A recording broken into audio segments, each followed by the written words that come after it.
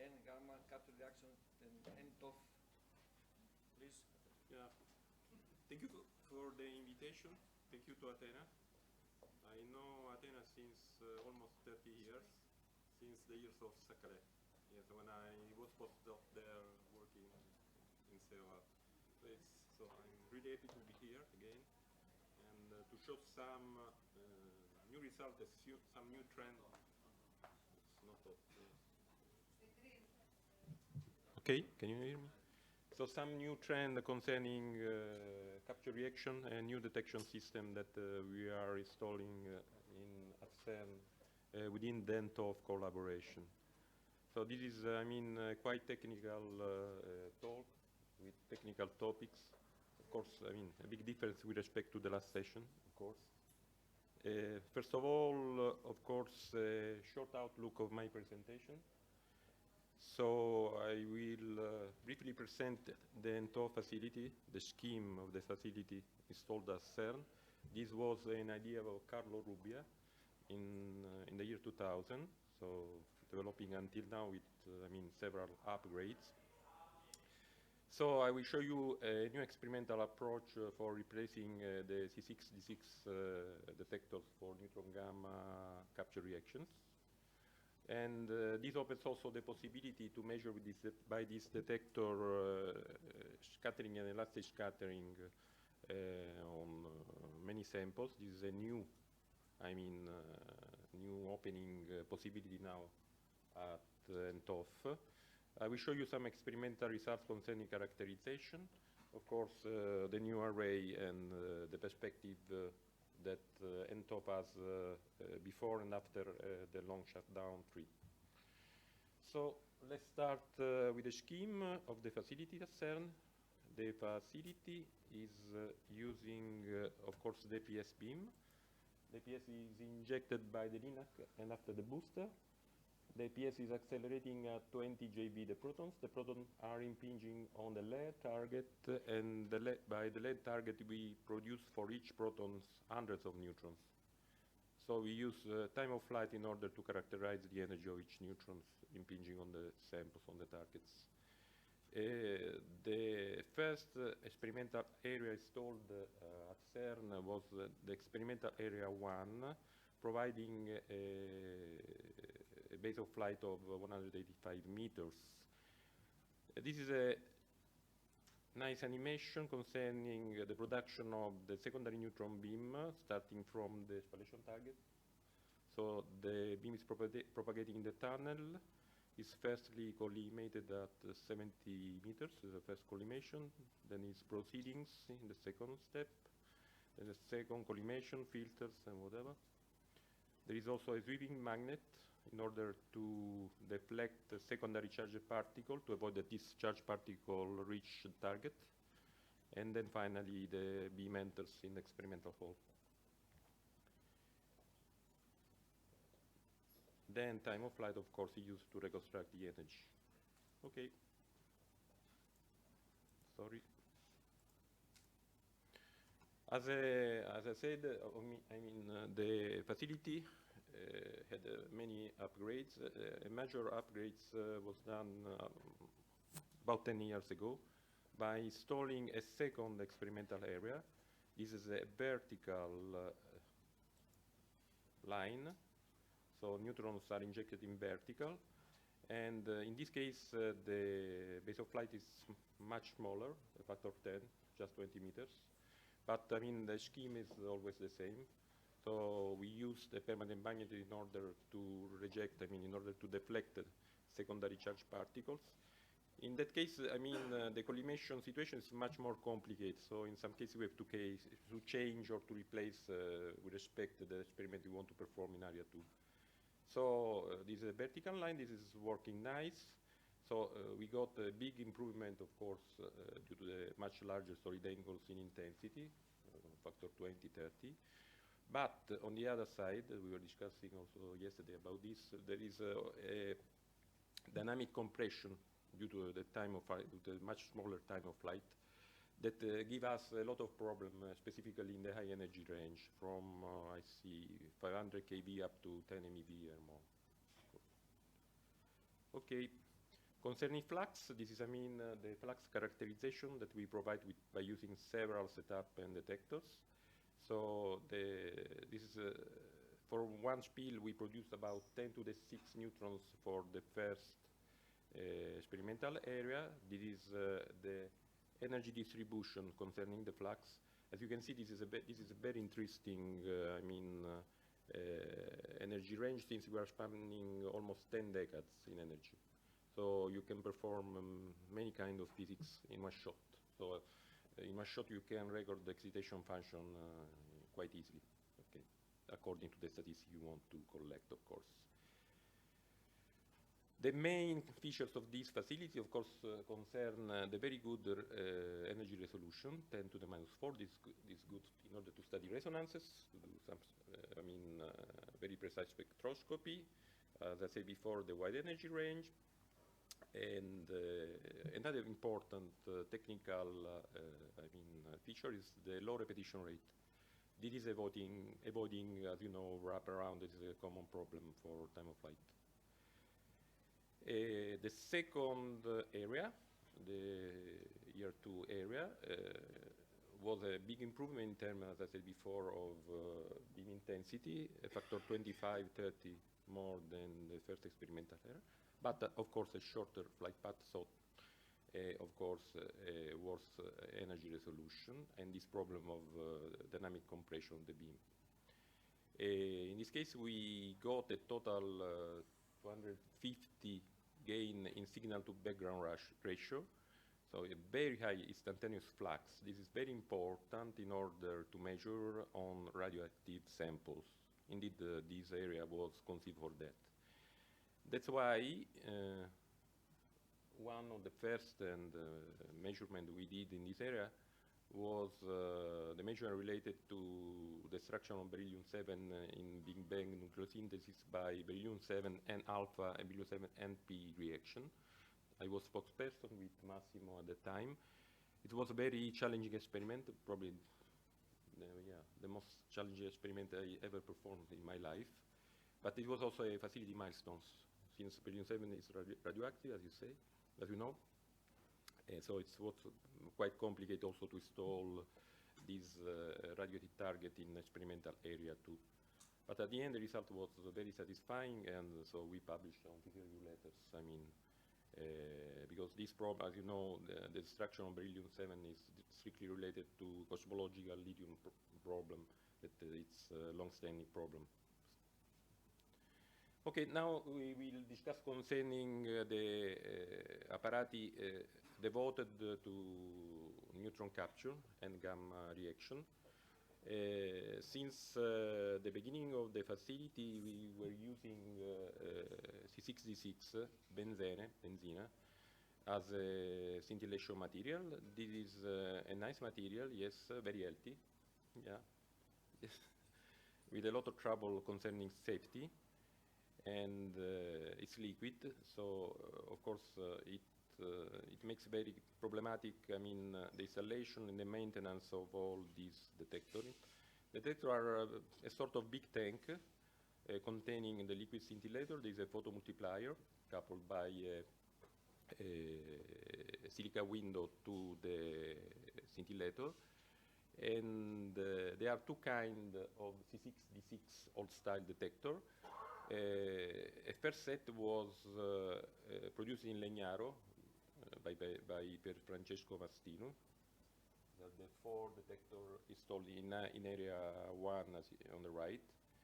And later we got also more detector from Bicron. In this case, for this particular setup, the case was aluminum. In case of the Legnaro detector, the case was carbon fiber, in order to minimize the neutron sensitivity. A very big improvement, a step forward, I would say, in neutron gamma capture reaction was the simple idea to reduce the volume of the scintillator drastically. So you can see, at the beginning you can say, okay, but the solid angle is going to be very small. Okay, but you can put the detector very close to the sample, few centimeters, 5, 6 centimeters, so you can recover the solid angle, but with a small mass and with a smaller neutron sensitivity. This is improving a lot the signal to noise ratio by a factor 10. So the Spanish group was really, smart in implementing this kind of setup, and it's working nice now routinely from 5 years, 10 years. No, 10 years or 5 years. So just to have, an idea on what we get by the spectroscopic point of view, as you can see, this is an experiment performed by Riccardo, 1 or 2 years ago, concerning the radiation of molybdenum isotopes 94, 95, and 96. As you can see, you can see here. You are exploiting the best of the facility. The wide energy range, we have 4 or 5 decades covering, from thermal up to kV, 100 of kV too, with a very good energy resolution. Yeah. And this was done with the old stuff, with the old C66, the bulky one. So, improving the situation, so we start with this bulky C66 liquid scintillator. We moved to the STED, the segmented C66. Then we want to do something else. We want to improve the overall performance and safety also. There are strict requirements also at CERN concerning safety. So we moved to solid scintillator, and still Bene was a good candidate. Indeed, a couple of years ago, 2-3 years ago, we were playing with such kind of material. It was funny also. It is solid. It's a higher density with respect to C66 with this liquid. There is no chemical hazard, so it's toxic. And as a very good value, we can get also very good neutron gamma discrimination. This is very important that I will show you. Since in this way we can access to neutron scattering, elastic and elastic, also in the high energy zone, from 1 MeV to 10 MeV. Then I will show you in a while, since it's concerned, the LOI that we presented and they were accepted as CERN recently. So concerning still Bene, we have very good parameter, as I said before, in terms of neutron gamma discrimination and very good linear response. There is a new technique developed at Lawrence Livermore by Natalia, and providing a very pure and very, reliable crystals, both normal still Bene, protonated, but also detonated still Bene. Indeed, we got one of these preliminary crystals from Lawrence Livermore by Nicolas Patronis, and this first crystal was tested in June 2021 at Democritus with nice results. In this case, the readout of the crystals was performed by using 4 silicon photomultiplier. Moving on, in June 2022, after the pandemic, there was really, so we had the opportunity to mount for free, 0 cost, this very small prototype, just for fun at the beginning, by using INRAD still Bene crystals we got from US. This was produced according to the patent of Lawrence Livermore. We had we have an Hamamatsu photomultiplier lying around, and a particular active base where no high voltage is present outside, since there is a DC-DC converter embedded inside. Here you can see our 2 postdoc, I think, very bad postdoc indeed, working on the setup, mounting this small detector, me and Nicolas. As you can see, this first prototype was mounted in combination with 8 STED detectors in order to compare the performance of STED with respect to this new prototype. So we had a big surprise, since we got more or less the same performance as the segmented as the STED detector, the classic C66 segmented detector. This was a big step forward, since we got the same result with a much simpler device, low cost, very low cost. This measurement was repeated again by Riccardo by using different voltage, 600 volts, getting again a very good, I mean, consistency with respect to the segmented C6D6 detector. This is the saturated resonance of gold at around 5 electron volt. And then we start the production of a first array. This is, I mean, a photo of the first 4 detectors produced in Catania, so homemade, completely homemade. And we use the carbon fiber, so it's a very simple setup and very simple case. So we have 2 cylinders of carbon fiber. The first cylinder is containing the crystals, the photomultiplier. The second cylinder is containing the DC-DC converter. Of course, now we have to test. That's why we placed the letter of intent at CERN in April 2023. This was accepted immediately, and this was the setup that we were using. It was quite interesting to compare this detector with, I mean, the classic C6D6, but also with the C6D6 of the old generation. Here we put two still-bene detector named P-still at 90 degrees and 2 still-bene detector at 135 degrees. You can see the 2 90 degrees detectors on the left and 135 degrees on the right. Okay, that's quite interesting because probably this is the first time we were trying to perform a sort of angular distribution reconstruction for this kind of setup. Yeah. So we got, I mean, really a consistency behavior in terms of signal shape with respect to the other detector, except, but this was expected with respect to the C6D6, the old C6D6, the bulky one. So all the detectors were, I mean, were similar in performance in this sense. The bulky one, of course, it's very heavy and very large detector, so it's much slower, also in terms of rise time. So this is also some effect concerning the resolution. Concerning, I mean, linearity, it's okay. So these are the calibration performed by using different gamma sources, bismuth, yttrium, cesium, and americium, beryllium. Again, consistency with respect to the saturated resonance of gold at 5 electron volt. The efficiency is much less, of course, because the equivalent thickness is much less with respect to the ST device. This is a surprise. This is something that is, I mean, triggering new physics at NTOF. Since we, for the first time, we had access to the high energy zone from 1 to 10 MeV, and for the first we measure elastic and elastic scattering of neutron on carbon. And Maria Grazia performed with Rudra this analysis. I mean, it was very interesting, since for the first time we evidenced states coming from carbon-13. So by elastic and elastic scattering. Of course, this was, I mean, a sort of shock in the collaborations, and immediately was realized that we can put another letter of intent a couple of months ago, I think, yes, and Maria Grazia is spokesperson of this letter, and this was accepted a few days ago by the INTC at CERN. So we are ready to perform the experiment probably in November. We are really busy now, but okay, we expect to have a beam on November.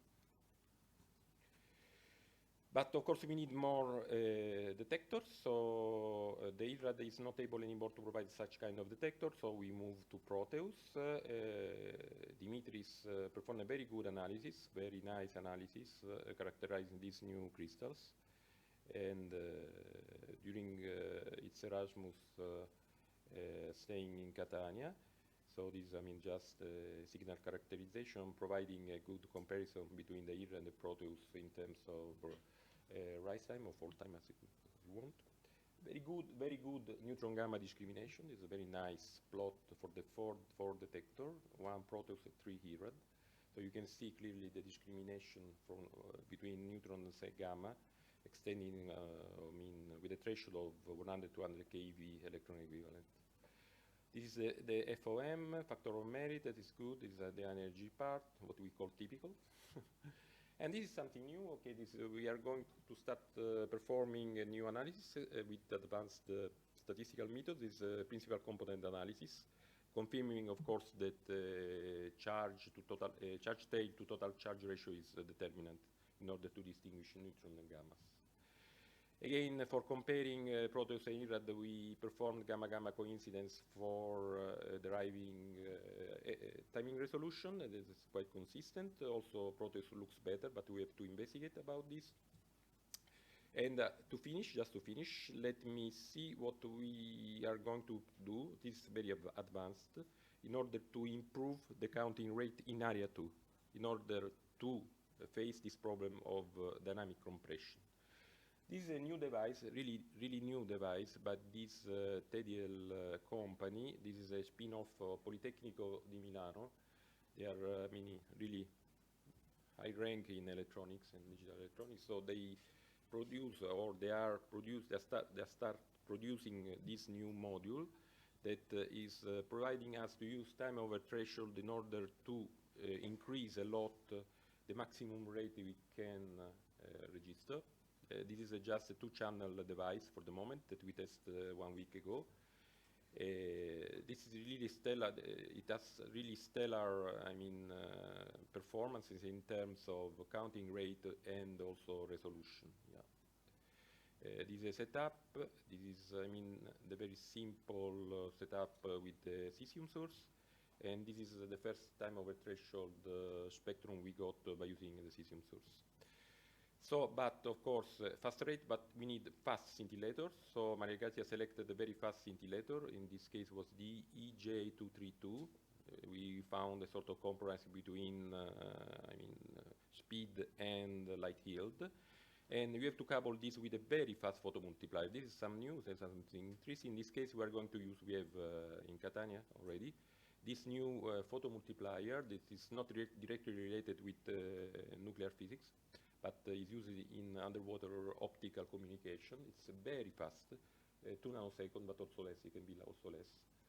And so in this way, we are going to disentangle. We are going to gain a factor 10 in terms of rate that we can disentangle in area 2, improving, we hope, a lot, the possibility to explore the high energy zone. So conclusion and perspectives, okay, quite clear. A new array of Steel-Bennett detector is being characterized as CERN. So the characterization, I think, is finished. So we are going to enter in the measurement phase. That's also interesting because we are going to measure on carbon. Okay, all this stuff look promising. So we are we will see in front of the experiment, specifically also in area 2.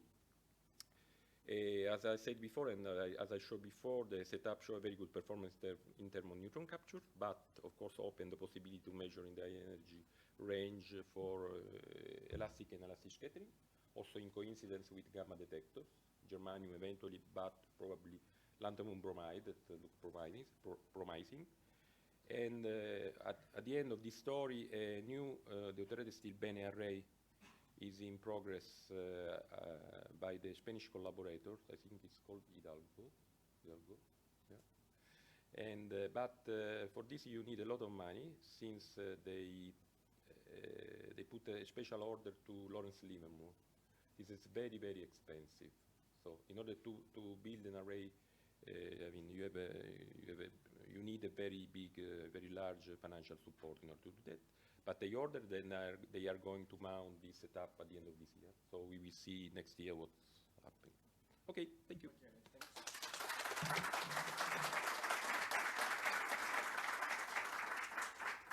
Question, please.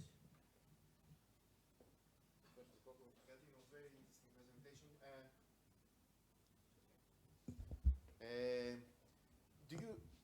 How do you compare the neutron-gamma discrimination, lowest energy range, with respect to the commercial BC501A, EG, etc., etc.? Yes, that's a very good question that, in some way we investigate at the beginning. So in some cases, quite similar, specifically for the liquid one. But the liquid one has the same problem like C66. Yeah. So it's also, it's not healthy. Yes, in general, I would say. So, but in principle, and concerning the characterization that they did also at Lawrence Livermore, Natalia did it. Is that they are state-of-the-art. We are at the state-of-the-art neutron gamma discrimination. I can give you all the paper if you want, but they did that. Yeah. So I threshold the 100 keV electron equivalent, I would say. Okay, giving you an idea. That's important, you know.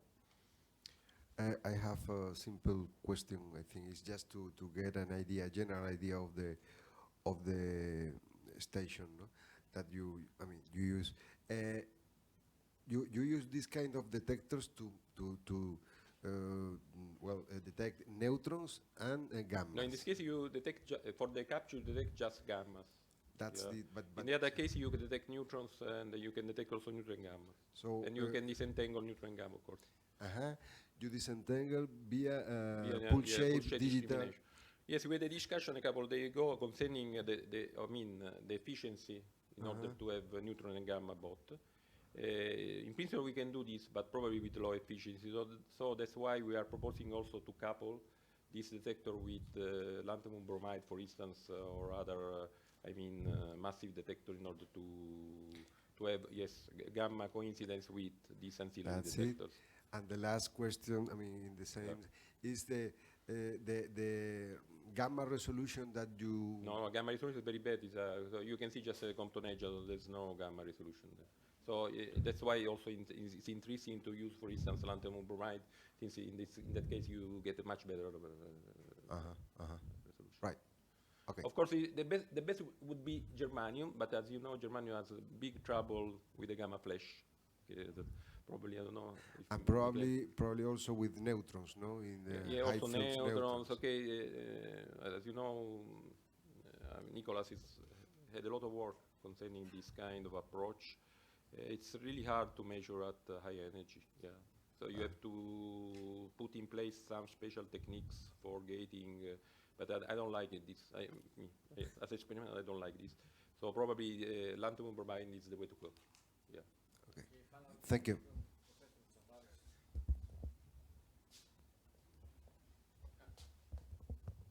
Okay, thank you for the nice presentation. I have also similar technical question. Good. What is your experience about these nice detectors concerning the stability issues? Yeah.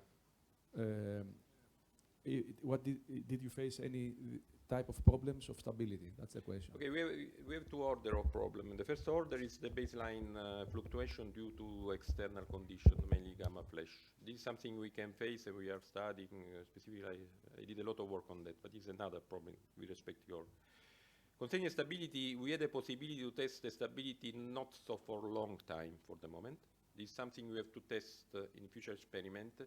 Specifically, we want to test this in the next run with the copper run of Christian.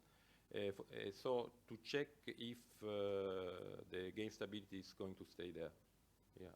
This is a general point for any kind of detector working there also for this detector.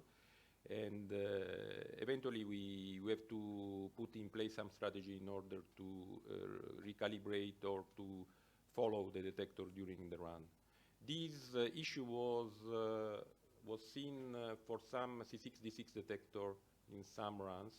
So we were obliged to perform regular calibration in order to have full control of the situation there. Yeah. So there is if you want something very technical also, there is a major issue now in area 1 due to the noise that we have in area 1. And if you want, since I had some slides, because I like this, because this is my approach, this can be used also for other people. So we want to decouple from the ground. So since these detectors, I didn't mention before, are very low power device, so they consume less than 1 watt, we can decouple completely from the ground. So use a power bank, and we already test, this is working nice. And this, I'm really curious, I'm really excited in order to test this, because this will be the first test with the power system in area 1. And we will see this will be done in August. Yeah. And final question, please. Emanuele. Very good. Thank I'm you. very much pleased with your presentation. Very good job. Obviously, I'm much more interested in the use of Stilbene for neutron detection. Yeah. There are 2 points. One, I don't know if you have any measurement of the efficiency. For instance, I'm interested in an example in a range between up to 10 MeV. For instance. You can ask these guys there. Okay. Dimitris. Okay. Yes, Because this is in progress. Yes. because clearly it's very important to understand what Yeah, is yeah, the yeah. efficiency. But So we have- also, I'm surprised the fact that when you put the detector closer to a target, you don't get any loss in time resolution, because usually when you do this, you. So the problem is, reduce of course, with respect to gamma, you get, the problem of time of flight on neutrons that is changing with respect to the interaction. Yes, this is something, okay, if you have just neutron, it's okay. When you have, if you have, so elastic scattering, there's no problem, pure elastic scattering. When you have also inelastic, this is going to be a problem. Yeah. So since you are mixing. Yeah, what is the resolution in angle you have? It depends on the. This depends on the distance. This is the point, this is the and distance. this is so why. actually we have, I don't know, okay, I didn't recalculate. In the first test, we had 5-6 centimeter detector from the center of target. There should be. And the resolution was not so good. Yeah. Okay. So you can measure just few points. My Yeah, third point, if I can borrow one and I bring one to Naples. Yes, if you give me some money. Okay. We can make a deal. Okay. Thanks again.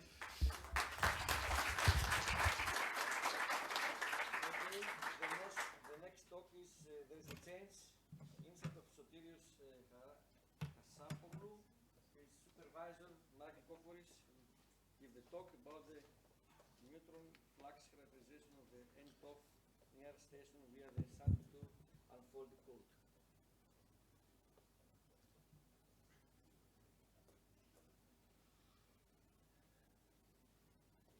Yes, okay. So indeed, I'm not Sotirios Chasapoglou. The work I'm going to present to you was based on the efforts of two bright students of mine. Sotirios Chasapoglou has finished his PhD, is now a postdoc at Los Alamos National Laboratory, and Christoforos Frazis, I marked the names in color. He's pursuing his PhD in Michigan State University at EFRIB. So they were both very much interested in studying the neutron flux characterization of the new near station, the new experimental area at Entov, and I exploited this situation accordingly. So Agatino presented to you the main areas, main experimental areas at Entov, the area 1 at almost 200 meters, and area 2 at 20 meters, but there was a new experimental area introduced during the last years. It's called the NEAR station, and it's situated very close to the spallation target. Of course, you can realize the immense problems, the immense amount of problems that are generated because of this. Initially, it was designed in order to have high neutron flux, very high neutron flux, as a matter of fact, for radiation damage studies applications, but also with a clever tuning of the blocks, you can use it to obtain Maxwellian average cross sections useful for nuclear astrophysics. And this was exactly the PhD of a student of the University of Ioannina, Eliso Stamati, under the supervision of Nicholas. So the main issue in this line of work, of course, is to characterize the neutron flux, and you have to realize that in such a harsh environment, which is very similar to the core of a reactor, it's practically impossible for the time being to put an active detector. As a matter of fact, we're also working in this direction as well. We have a student collaborating with CVDEC for a PhD company that creates diamond detectors, and we're trying to use a diamond detector in situ. But I'm going to show you, first of all, the area that's behind the block, like this, and how we actually characterized the flux with conventional means, the activation technique back, the work started almost 3 years ago. So we have to experimentally determine the saturation activity by putting samples there and measuring them offline. And then there were 3 teams working in this, the Italian team, Spanish team, and Greek team. And we used the SANT2 code, which I'm going to talk about later on, to deconvolute the experimentally obtained results. Here you can see the basic holders that we put with the foils inside the area, and they were left for a month. Now, the multiple foil activation technique is a very old technique. It's not on fashion anymore, but it can actually solve problems in certain cases that other techniques cannot solve in a very efficient way, and that was one of such cases in a very harsh environment. Here you can see the principles of the technique, and be careful of the times which are required. During the radiation time, you produce and you destroy useful nuclei, and then you have a waiting time before you can enter the area, and this is a very long waiting time in the case of HINPw7, because the radiation procedure at CERN is very, very hard. So you have to wait several half-lives before you can enter the area to remove the samples. And then we have the measuring time, which is also relatively long. Now, the samples were put and aligned like this. You can see on the upper left-hand corner. And they were comprised of several metallic foils, basically. Indium, scandium, gold, of course, cadmium, and so on and so forth, in 2 layers. One was put upstream with respect to the beam, Newton beam, and the other downstream. So some of the foils were used as absorbers, if you like, in order to study better the Newton flux, because this is not a simple task, as you're going to see. And the radiation started by the end of September 21 and lasted for almost 1 month. Why the task is not simple? Because according to the foil you put inside, you have a variety of reactions, capture reactions, and also threshold reactions, NP and alpha, and N2N, basically N2N and NXN. You can see, for example, on the left-hand side, that for energies below 10 to the -7 MeV, the famous 1 over V law is followed, and it's very difficult. I mean, there's a difference in the amplitude of the cross-section between the different elements, but there are no, how should I say, extreme maxima or minima, which you can exploit in order to verify the numbers after the deconvolution. In the threshold reactions, the situation is much better. Now, the data analysis followed, I mean, the radiation, standard gamma ray spectroscopy. We used a high purity germanium detector, property of the HINPw7 collaboration from now on. That was going to be used, our dream was to use it for NN prime reactions, but it's an ongoing research. Agatino mentioned this issue, and we have only one for the time being. You can see on the left characteristic gamma rays from capture reactions, and on the right, which is very interesting, you can see gamma rays from end-to-end reaction, but also if you're careful enough, you'll see on some small peaks on the left, which characterize N4N reactions, which are triggered above 30 MeV in energy or similar. So this means that the problem is highly complicated. I'm going to show you afterwards. Now, for the saturated activity, if you're using gamma rays, standard gamma ray spectroscopy, you have several parameters you have to take into account, several correction factors for the time, waiting, irradiation, waiting, measurement time, and correction factors about the de-excitation of nuclei, self-absorption. You have to be very careful in the analysis because such experiments cannot be repeated. So it was a joint effort between the teams, and we verified the experimental results. I mean, the analysis had 2 phases. The experimental phase and the analytical phase were 3 different codes one by each team were implemented. So you can see the targets there, the numbers. I mean, this is not so interesting. I'll come back to what I like the most, I mean, the analytical part. So we decided to employ the SANT2 code because actually our friends in the University of Thessaloniki have experience in this. And it was developed at Oak Ridge, and it's used as a standard to characterize the flux in the core of reactors nowadays. The problem is that, it can analyze the flux from 10 to minus 10, that's correct, that's nice, but only up to 18 MeV. It accepts 200 energy points. And it has a smoothing parameter, which I'm going to describe afterwards. And it uses cross-section data from IRDFF or grouped cross-sections from ENDF. And the user can, of course, intervene and add cross-sections. Please remember the upper limit of 18 MeV because the code was tuned for reactors. Now, the idea is that for each iteration, you have to solve the problem. The cross-section is known. The foils are standard foils. Group cross-section is used for each energy step. And a theoretical flux is calculated. Then the sum of the fluxes is compared to the experimental yield, and a ratio is obtained.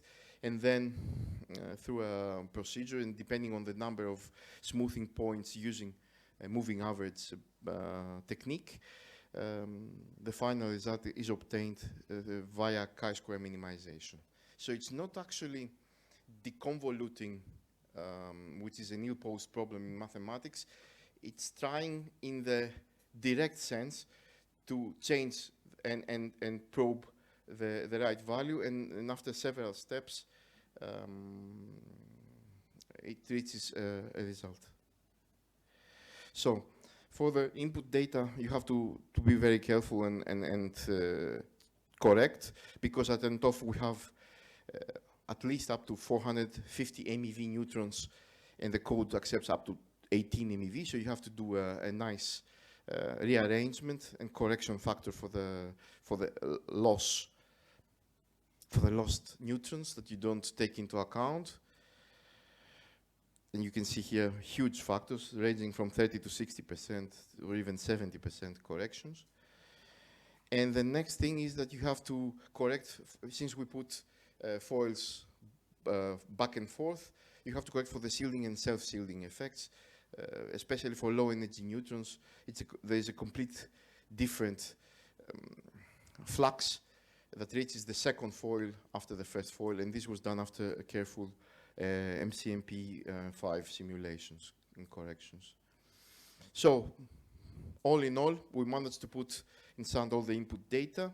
Here you can see on the right-hand side input spectra, which were, I just decided to put them like this, because in principle, if everything goes okay, the code should converge to practically the same solution.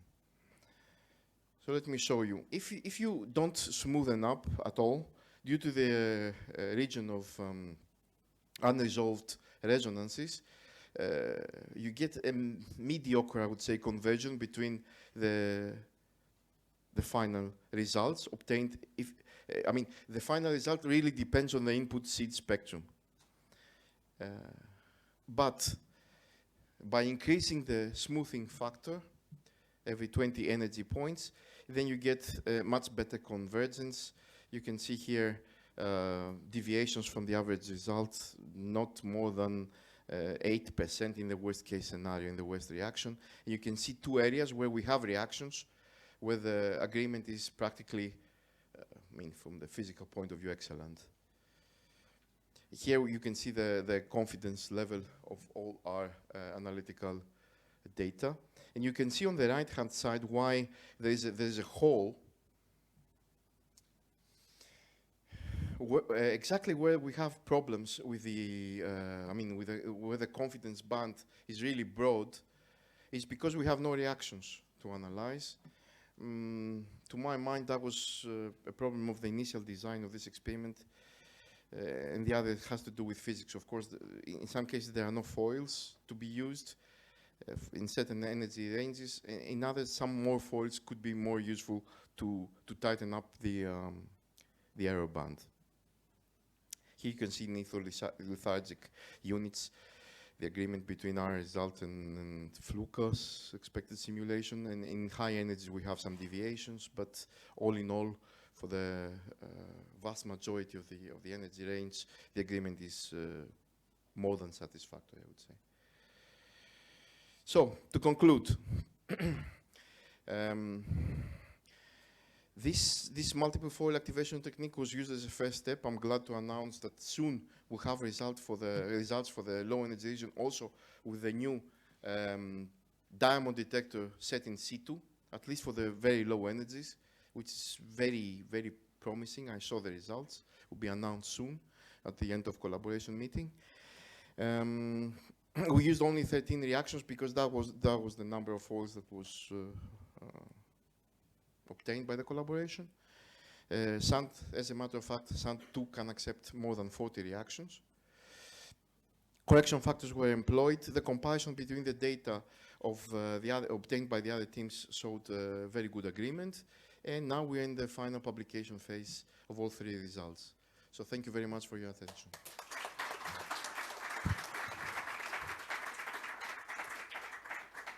Question, please.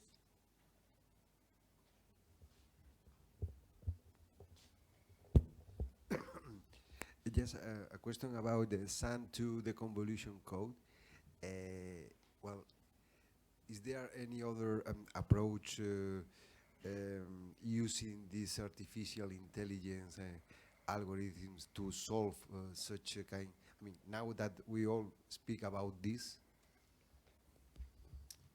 Off the record, yes, there are, but it's a long conversation, but let me tell you this. The problem of, as I mentioned in my presentation, the problem of deconvoluting is an ill-posed problem, generally speaking, in mathematics, and the unitarity of the solution cannot be guaranteed. So the method has to be, I mean, to my mind, from what I read, because I read several codes that are, by the way, available, this one is still the more innocent, mathematically speaking.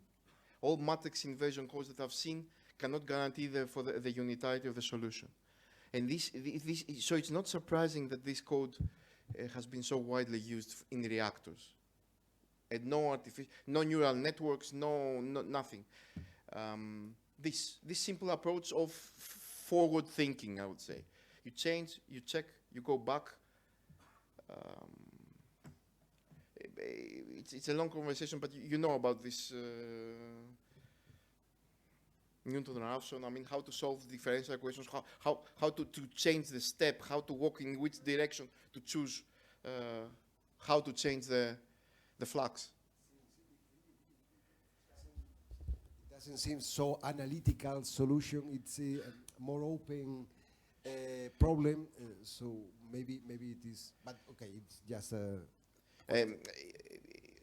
Okay, the thing is that we wanted two of the teams, Italian team and the Spanish team, used homemade codes, and we decided to use the most widely used in reactors and modify the cross-sections only to adopt this approach. That was, I mean, and then compare the results and see.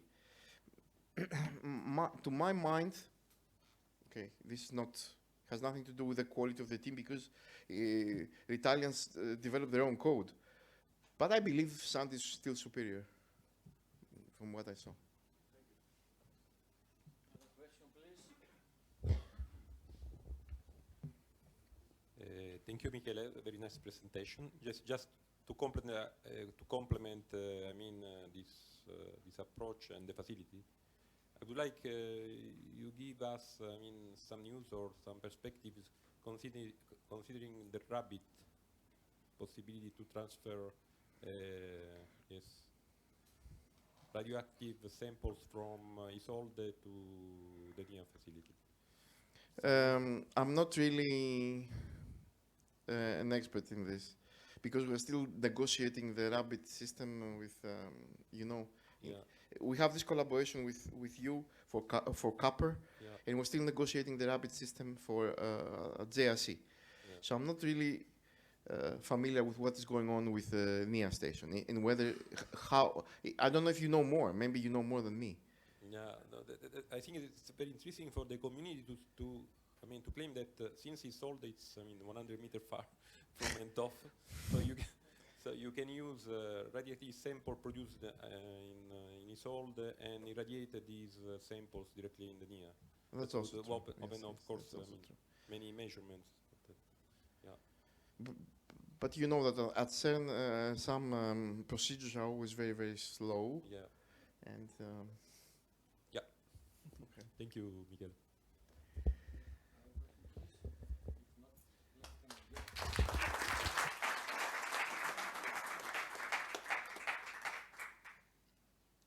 Okay, the next talk is from Professor Souliotis about the multinucleon transfer in peripheral collision below the Fermi energy.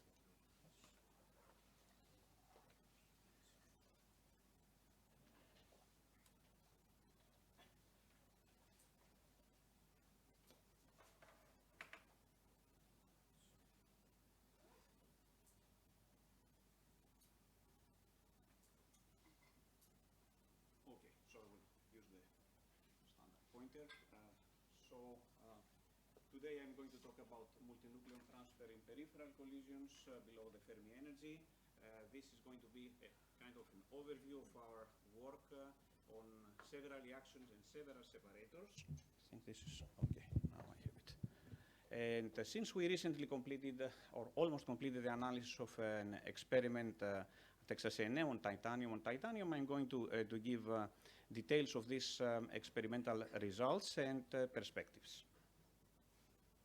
So the outline of my talk, so I plan to give a description of work at Texas A&M with the Mars spectrometer, which was used in a two-stage separator configuration. Some results that we recently reanalyzed from the big Sol separator work that we did 2 decades ago. And we have recent experimental results from the Magnex experiment, as Professor Cappuccello mentioned yesterday, and the experimental work on titanium. In all our work, since we are using medium mass heavy ions, we are going to compare the experimental results with calculations we consider as a basis, as a basic model, a model that performs stochastic nucleon exchange, and as such we have used a DIT model that I'm going to refer, and the rest of the members of the group will refer to. Also, we have the microscopic constrained molecular dynamics model that is more involved, and we try to understand how to tune its parameters to describe its data, and we de-excite obtain excite primary fragments with a standard Gemini code. One very important issue here in all our work, I would like to stress it right from the beginning, is that in order to compare the model with spectrometer data, we know spectrometers perform very detailed and actually very difficult cuts, I would say, in phase space or in magnetic rigidity. So we need to understand exactly what they do and try to replicate it with models. So this has been a challenge in this work. And I'm going to have conclusions and next steps. So the experimental work at Texas A&M was based on beams with the K500 cyclotron, and the analysis was performed with a Magnex, with a Mars separator, which is here, and the big Sol separator that I'm going to say a few words was here. The Magnex, I'm sorry, now we have Mars. The Mars separator is a two-stage separator having first stage here, separates particles in magnetic rigidity, and sends them to a focal plane in a second stage. Actually, this was the mode of operation that we used years ago to be able to scan projectile-like fragments and obtain their distributions. So in order to analyze the fragments, magnetic rigidity is obtained after the dispersive stage of the separator. There is a position and time-sensitive p-back here, and fragments are sent all the way to the end. They are refocused at a relatively small size and analyzed with a delta E telescope preceded by another p-back telescope. So between the two p-backs, there is a 13-meter flight path, and we measure time of flight. One important thing is that this is a 0-degree separator practically, and it is used very successfully at Texas A&M for several decades now to produce exotic beams and study either beta decay or astrophysics and many other things that we can see in the paper from Texas A&M Cyclotron Institute. In order to study deep inelastic collisions in the energy range of 15 to 25 MeV per nucleon, the products are basically concentrated around the grazing angle, so we need to send the beam away from 0 degrees. So in the work that will follow, we will show that data that the beam hit the target off-axis, so we actually with an angle with respect to the optical axis of the spectrometer, and we have 4-degree data and 7-degree data, along with 0-degree data that I'm going to summarize here. So a lot of work was performed with krypton beam. Actually, historically, we started at 25 MeV per nucleon at 0 degrees, practically. We went to 15 MeV per nucleon, and we obtained data at 4 and 7 degrees. All this work will be presented by Olga. And we also performed work at 4 degrees with the argon beam. Here I show some transparency that shows the 2 points of angular distributions for the krypton data. Actually, I'm showing the least interesting channel for us, the inelastic channel, so krypton 86. We have the 4-degree data have experimental point here and an experimental point here. I'm sorry, the nickel 64 data, we have 2 experimental points, and the tin 124 data, another 2 points. The grazing angle for the nickel 64 is about 6 degrees, so we see this experimental point lies above the other one. We have 2 codes that we are going to compare the data with, as I said. The DIT that traditionally in our group is blue, like our sky, and CMD is red. So wherever you see red points, you know it's CMD. Whenever you see blue points, it's DIT points. More explanation on this will be given by Olga.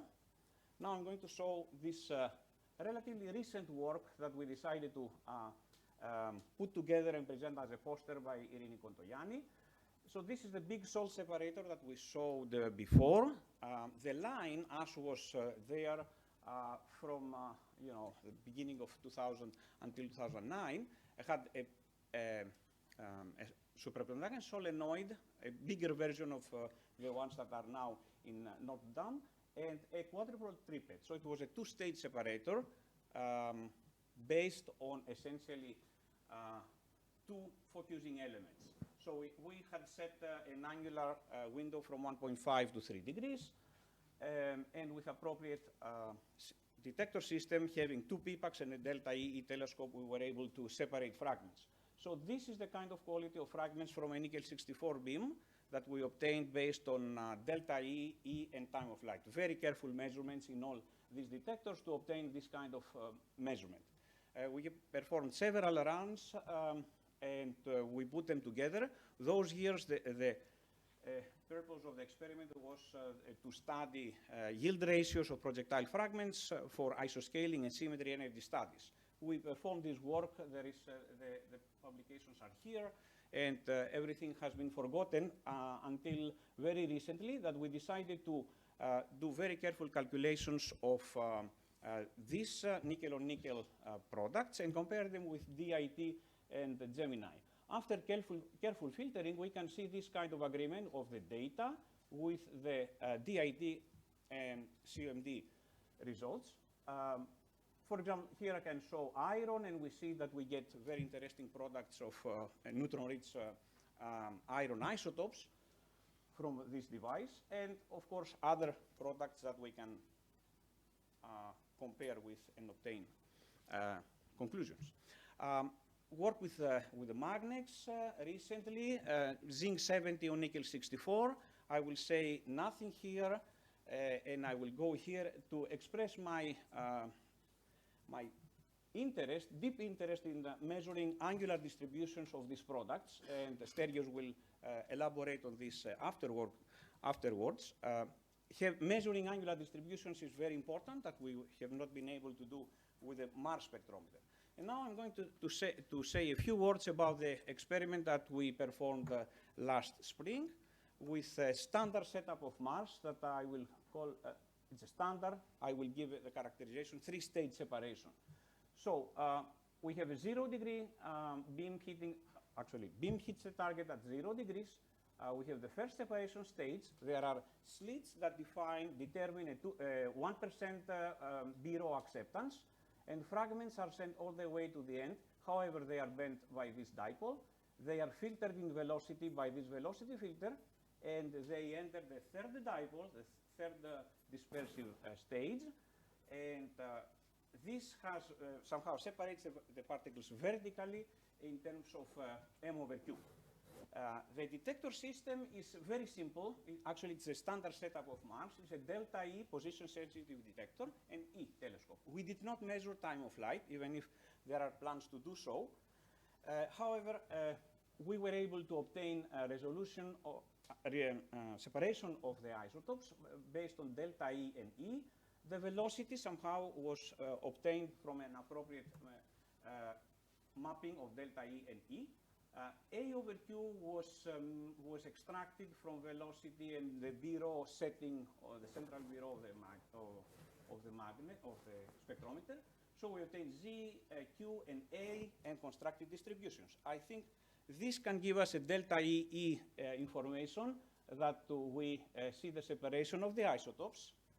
We can even perform a little better by reconstructing the Z of the isotopes and see it as a function of the dispersion in the vertical direction. Here is the Q of the isotopes as a function of the vertical direction. We can set gates in Z, gates in Q, and obtain mass distributions. So the mass distribution for a given Q is essentially spread along the y-axis, and somehow this expresses the y-axis position that we have mapped to mass. Nicely, we see here for vanadium at such state 22, we can see vanadium 48 and higher masses. Putting these runs together, we were able to obtain yield distributions. Here we see the titanium beam. Here we can see proton removal products and proton pickup products. If we focus our attention to vanadium that we said before, we have picked up a proton from the target, and we have 2 more neutrons here. Comparisons are again with DIT and COMD. The DIT calculations seem to be doing very well. The last thing I would like to show from this analysis, since it is ongoing, is our attempt to describe the momentum distributions, the P over A distributions of the fragments. In this test run, we were able to have only several B-row windows, so we did not cover the whole thing as we did before for with the Mars or magnets data. So we have only isolated points, and we try to see, actually we try to test our understanding of the acceptance by setting the acceptance into the calculations, and this is what we see. For example, this is some vanadium here, and titanium and chromium, and we have only a few points. So if you ask me what I would do next, simply repeat the experiment with very careful scanning of the B-row and obtain very beautiful data. This is actually something that we plan to do. And I will move directly to the conclusions. So we are trying to do a systematic approach, systematics of multinucleon transferring the energy range below the Fermi energy down to about 10 MeV. So we are well above the Coulomb barrier. I presented this recent effort on titanium that we plan to extend in the future and even move to calcium-48 data at this energy. The standard observables are the yields of the isotopically resolved fragments and high resolution P/A momentum per nucleon information. And of course, with the Mars spectrometer, we obtain only one specific angle. With magnets that we also plan to do work in the future, we obtain very carefully, we scan and in high resolution both the momentum and the angle. Here I would like to set the stage for some physics. Our models practically are in nucleon exchange models. We would like to see if meson-mediated charge exchange is there in our data. Of course, we need models. If there is a pair transfer and also cluster transfer. This is some physics ideas that we would like to test in the future. And as one of our motivations is the idea of producing neutron-rich isotopes. And at this point, I would like to go back to this picture here and show that with standard setup of Mars, when we produce some interesting neutron-rich isotopes by appropriately choosing the slits of the last section of Mars, we can physically separate the isotopes. So this is very important since Mars is set up in this mode. So I'm closing by acknowledging our collaborators. So Professor Chrysi Giannitsa and her group, Aldo Bonasera, Professor Athina Pakou, and Professor Francesco Capuccello. And here are the names of the members of our group that are always motivated and hardworking with me. So thank you very much.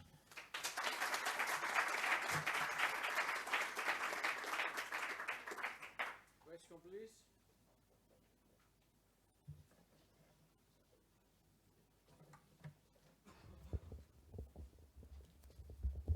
I'm sure we'll hear more later, but do you have any specific reason that justify the choice of a symmetric system, titanium on titanium? No. We would like to test, first of all, the possibility of separating the isotopes with the standard setup of Mars. And titanium is an easy target. And we would like to try also the pairs of nickels, nickel 64, nickel 58. No, we don't have any specific, just systematic scanning. Yeah, because I think when you have a symmetric system, it would be a little bit harder to test the model since you don't know what is the direction of mass transfer, because you cannot distinguish between PLF and TLF. So this is the problem. I understand your point. Actually, in our separator work, it's very easy because they are separated kinematically. Clear from the technical point of view. For the models also, because the models you have in DIT, you have the projectile passing and interacting with the target.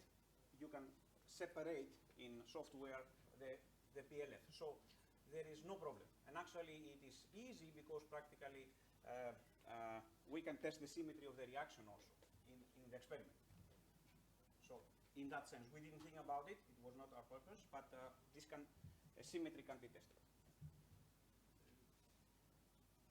Okay, please. From the Manix data, you have managed to extract information about reaction mechanisms. Yes. Was that due to the angular distribution data? Because this, I would like to ask for the new data from the Texas. Can you do the same?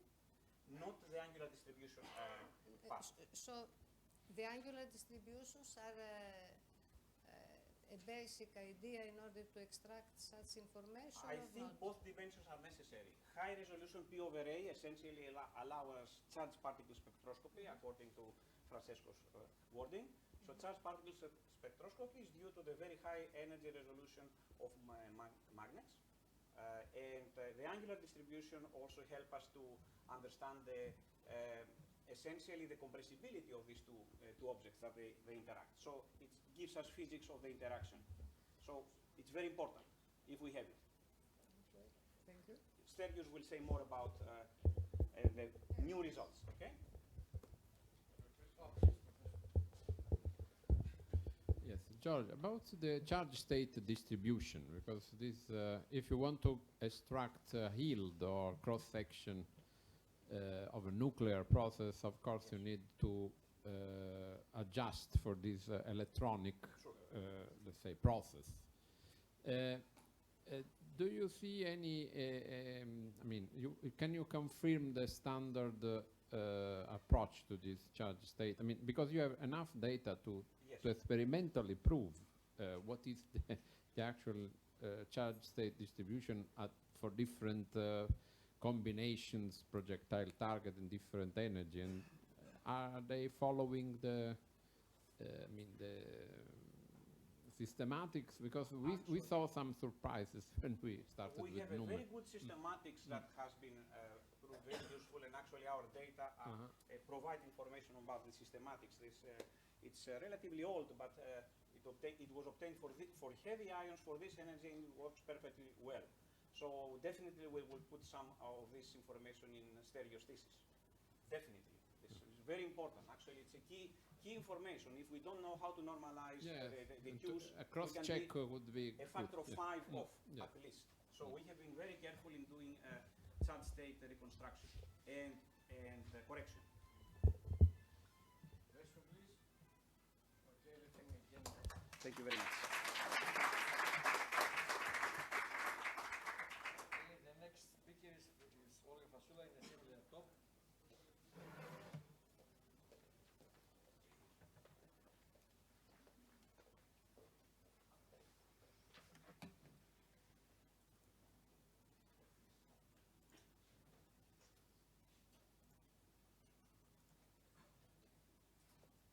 Okay. Hello, everyone. I am Olga Fasoula. I'm a PhD candidate at the Laboratory of Physical Chemistry at the Department of Chemistry under the supervision of Professor Souliotis. And today I will present you some of our work on multinucleon transfer channels with a beam of krypton-86 and targets of nickel and tin in peripheral collisions. Here's an outline of my talk. After a simple introduction, I will present you our work on a body of experimental data and some model calculations, and finally we will have our conclusions. Here we can see a simple schematic of the nuclear landscape as it has changed over the years as the means of production of these nuclei have advanced. Currently, just under 300 stable nuclei exist, with about 3,000 radioactive nuclei synthesized to date. A large region of the neutron-rich nuclei remains unexplored, and this is one of the motivations of our study, how to reach these neutron-rich nuclei. So why are the studies on multinucleon transfer reactions important? They are important because through this investigation, we can produce very neutron-rich nuclei, and we can understand the nuclear structure with increasing N over Z, and of course gain insight into nucleosynthetic processes and reaction mechanisms in intermediate energies, and the equation of state of asymmetrical matter. Here we can see a simple schematic again of a peripheral reaction. We have the projectile and the target, B the impact parameter and theta the scattering angle. The beam approaches the target, and we have the exchange of nucleons between a window through the projectile and the target. And we have excited projectile-like fragments and target-like fragments. In our group, we focus on the projectile-like fragments for the reactions that we study. One of the models that we use, the DIT model, describes these reactions in a phenomenological way.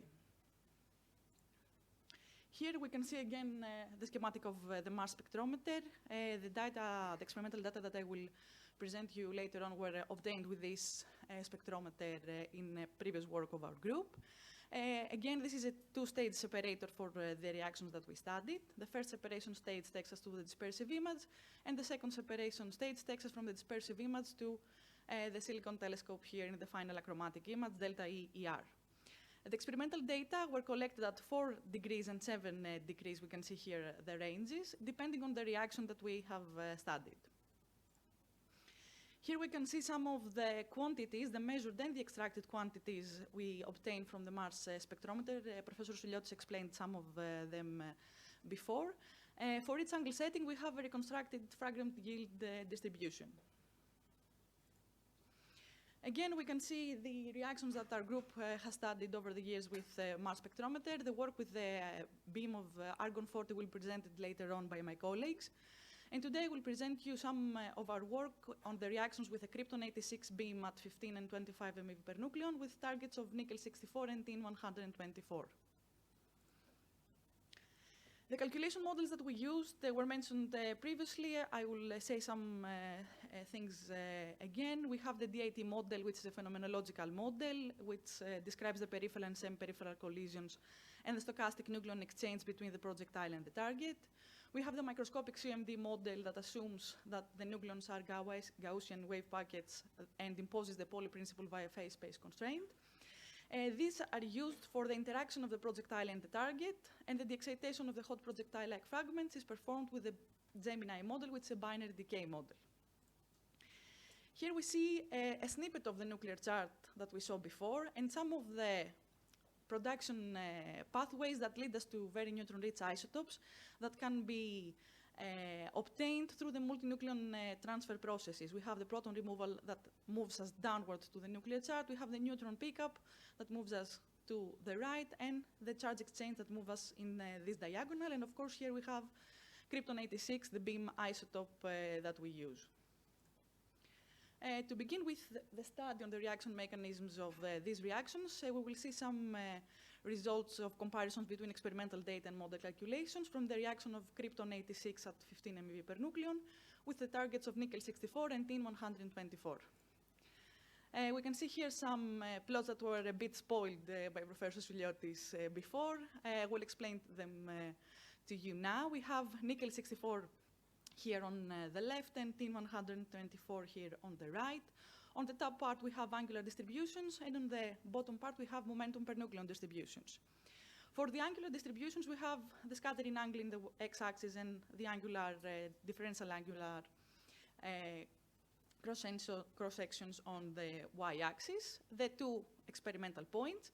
And we expect that because the grazing angle for the nickel-64 target is at 6 degrees and for 9 degrees for the tin, that the 4-degree data are appropriate to accept the quasi-elastic events for nickel-64, and that the 7-degree are for tin-124.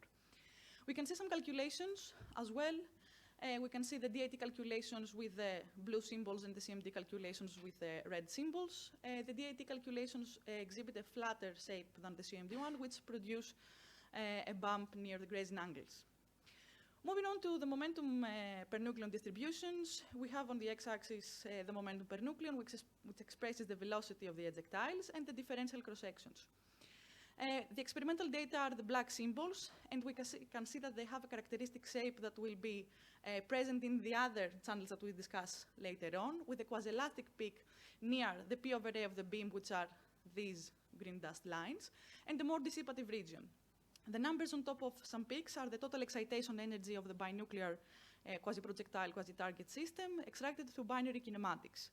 Also, we can see that in the experimental data we have some dips that are due to the fact that we have excluded the elastically scattered beam. We see again calculations. The CMD calculations are the red ones, and the total DIT calculations are the blue ones. The CMD calculation overestimates parts of the quasi-elastic region, but is better at the description of the more dissipative data, especially under P over N 155 MeV over C. The DIT calculation is a bit better at the description of the quasi-elastic data in this channel, which is the inelastic channel. And this has prompted us to perform a quasi-projectile analysis. And by that I mean that these distributions that we see here with the different colors, we assume that these ejectiles come from primary fragments that have picked up and subsequently emitted 0 neutrons for the green line, 1 neutron for the purple line, and 2 neutrons for the yellow line. It is interesting to see how much they contribute to the total DIT calculation. For example, we can see that the yellow calculation, which is the QP minus 2 neutrons, contributes more to the dissipative events, whereas the QP minus 0 neutrons, the green line, contributes more to the quasi-elastic part. We move on to the neutron pickup channels, the channels that take us here towards the right of the on the nuclear chart. Again, we can see nickel 64 here on the left and tin 124 on the right. We can also observe the same similar shape of the experimental data with the quasi-elastic region and the more dissipative events. Here the calculations most of the times are lower than the experimental data, and we can see that the CMD calculation in both instances is again better than the DAT, especially in the region when we have two neutron pickup and 3 neutron pickup. The DAT calculation is a bit better at describing the quasi-elastic park at the pickup of 2 neutrons for the target of tin. Moving on, we can see the proton removal channels that take us to this downward path on the nuclear chart. We can see that we have the removal from 1 up to 4 protons, again for nickel and tin. And we can see now that the calculations perform a bit better, especially CMD performs a bit better on the description of the quasi-elastic part. The CMD calculation is, again, higher than the DAT calculation and can reproduce some of the more dissipative events. And we can see similar tendencies between nickel and tin again. Finally, for the 15 MeV per nucleon krypton 86 beam, we have this diagonal path, the multiple charge exchange channels. These are more complicated channels than the ones we saw before because we have the removal of protons and the addition of neutrons in these instances. We can see once again the CMD calculation is a bit higher than the DAT1 and that it has a better description than the DAT on the dissipative data. And we can also see that for these channels, the channels that have the removal of 3 protons and 3 neutrons, we do not have some calculations yet. This is due to the fact that these events have very low cross-sections, and we need better and larger statistics in order to describe these events. And maybe we need to tweak some of the parameters that the CMD and DAT codes provide us. Finally, we will see some preliminary calculations and the comparisons between the krypton 86 beam at 25 MeV per nucleon with a target of tin 124. We see the proton removal channel. These are preliminary results. And again, we see the same tendencies as we saw before, with the CMD calculation being a bit above the DAT1 and a bit better description in some instances on the more dissipative events. These data were collected at 4 degrees. Finally, reaching our conclusions, we have studied the reaction with the krypton 86 beam at 15 MeV per nucleon with targets of nickel 64 and tin 124. We have extracted the momentum per nucleon distributions and we have performed a subsequent kinematic analysis. We have some preliminary comparisons with the krypton 86 beam at 25 MeV per nucleon with a target of tin 124.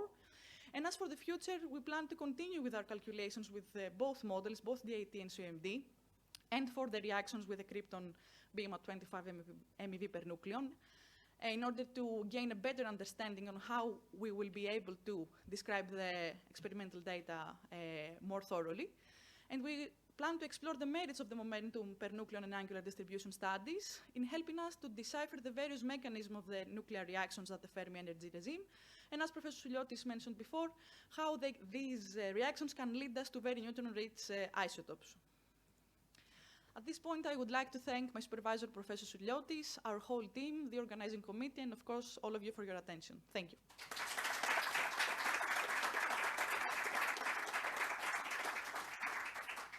Questions, please.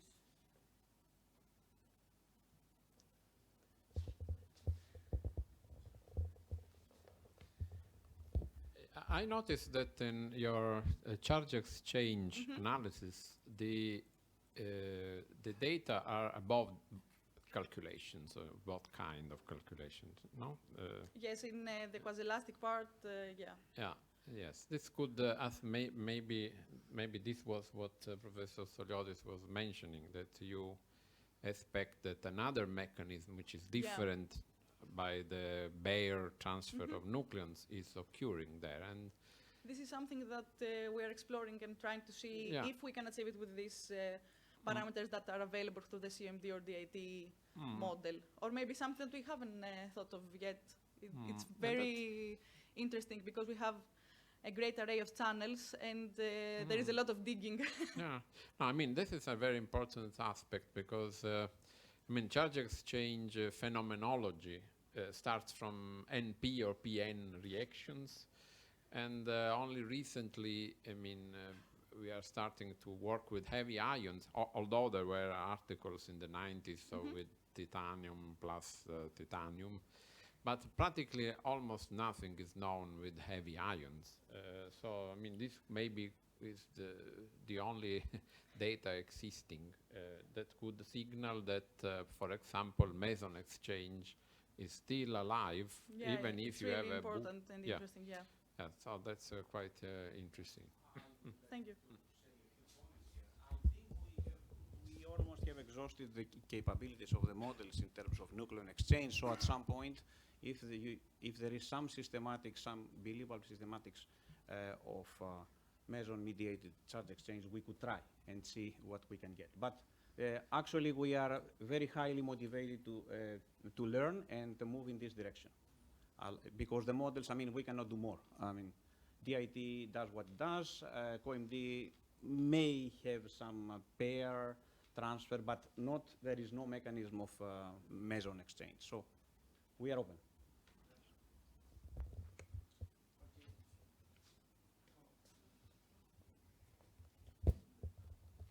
So thank you, Olga, for your talk. Well, actually, the question was more or less that if you have attributed these discrepancies to some of your potential, maybe... Not yet. But could you also, yeah, because I heard the discussion, but maybe this dissipation effect could play a role, and I don't know whether they are applied to your model. One of the ways that we kind of think of the dissipation was the QP analysis, because with the picking up and emitting nucleons, we have some dissipation already from the ejectiles. So by doing that and in other channels, I expect that maybe we will have some results, but again, this is a very new thing for us to see these peaks and how they are described by these calculations. Okay, and how much is the percentage? Yeah. Because if there is no effect, then you don't really. There is much to be explored. Okay, thank you. My feeling is that we can do very well in the dissipative region. I think the models are doing quite well because they are designed to do so. Because DIT has been designed for dissipative collisions. COMD with appropriate effective interaction, appropriate compressibility, etc., can describe that. So I think the new physics, possibly with the help of our data, again with some question marks, is on the quasi-elastic part, as Professor Cappuccello mentioned. So we are again motivated and open to see what comes next.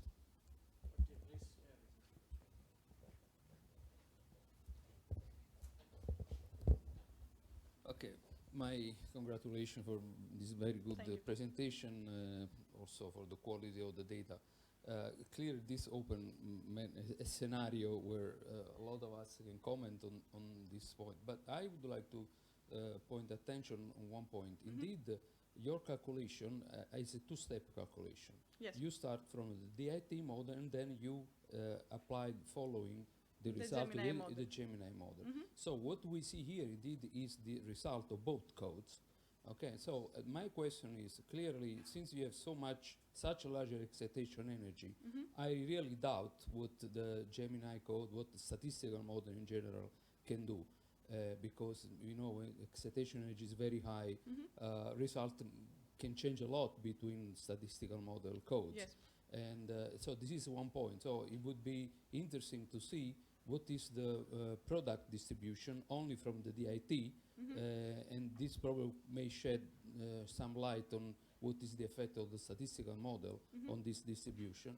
And second point is that since the excitation is so high, you're going to lose a lot of particles. So my question is how possible would be to produce neutron-rich nuclei, because by evaporation you're going to lose a lot of this neutron, so the isospin ratio is going to be Yeah. moved clearly very close to the stability line or above. Mhm. So the risk is that you produce more proton-rich than neutron-rich nuclei. Yeah, So I there understand. are many things that probably you guys are going to explore. So Yes, there is but much to I be would be explored. very much And these are interested. very good points, especially for the statistical models on the Right, excitation. I would. That's why I think it would be very much interesting to see the primary mass distribution. On previous works of our group and on previous presentations, we had them yield the total cross sections, and we had some work on the primaries, and it was shown. I believe I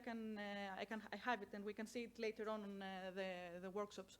That the primary calculations for DAT and CMD were very close to each other before the excitation, but this was work that was done previously, and the codes have changed a lot since then. So again, it's an exploration of all the things we have available. But these are very good points. Thank you. Okay, thanks, speaker. Thank you very much.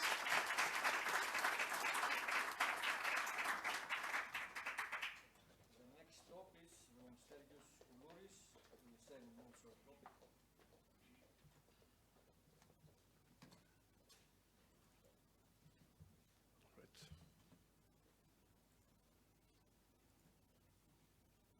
Right. Perfect. Can you see the mouse? All right. And can you hear me well? Thank you very much. All right.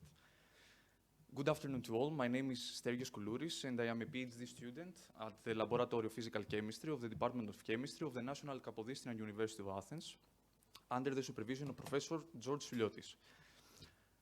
I would like here to present the title of my talk, that is Multinucleon Transfer Studies of the Zinc-70 system with a beam energy of 15 MeV per nucleon with a target of nickel-64. As an outline of my talk, after a brief introduction of the motivation of this work, I will show the experimental setup and the measurements that took place. After that, I will give a brief overview of the implemented procedure for the particle identification. Furthermore, I will show some of our experimental results of our detailed analysis for the production of moderately neutron-rich nuclides, along with a comparison with theoretical calculations. And finally, a summary and some future plans will be discussed. Up to the present time, approximately 1/2 of the theoretically estimated 7,000 bound nuclei have been thoroughly produced and investigated. Nuclei far away from the line of beta stability that are not present in nature need to be prepared at the laboratory under proper nuclear reactions and separation techniques. The main interest of our research group is the study of heavy ion reactions below the Fermi energy in order to access nuclides with high neutron excess. To access those nuclides, apart from the traditional routes of spallation or projectile fragmentation, it is necessary to pick up nucleons from the target nucleus. Such multinucleon transfer and deep inelastic collisions mostly dominate this energy regime, leading to a substantial production of projectile-like fragments. However, for the efficient collection and identification of these projectile-like fragments, the use of a large acceptance spectrometer is essential. For this reason, we have initiated a project to produce and identify projectile-like fragments with the use of the Magnex large acceptance spectrometer for the reaction of zinc-70 at 15 MeV per nucleon with nickel-64 as a target. We will now move on to the measurements that took place at the Magnex spectrometer at the INFN LNS in Catania, Italy.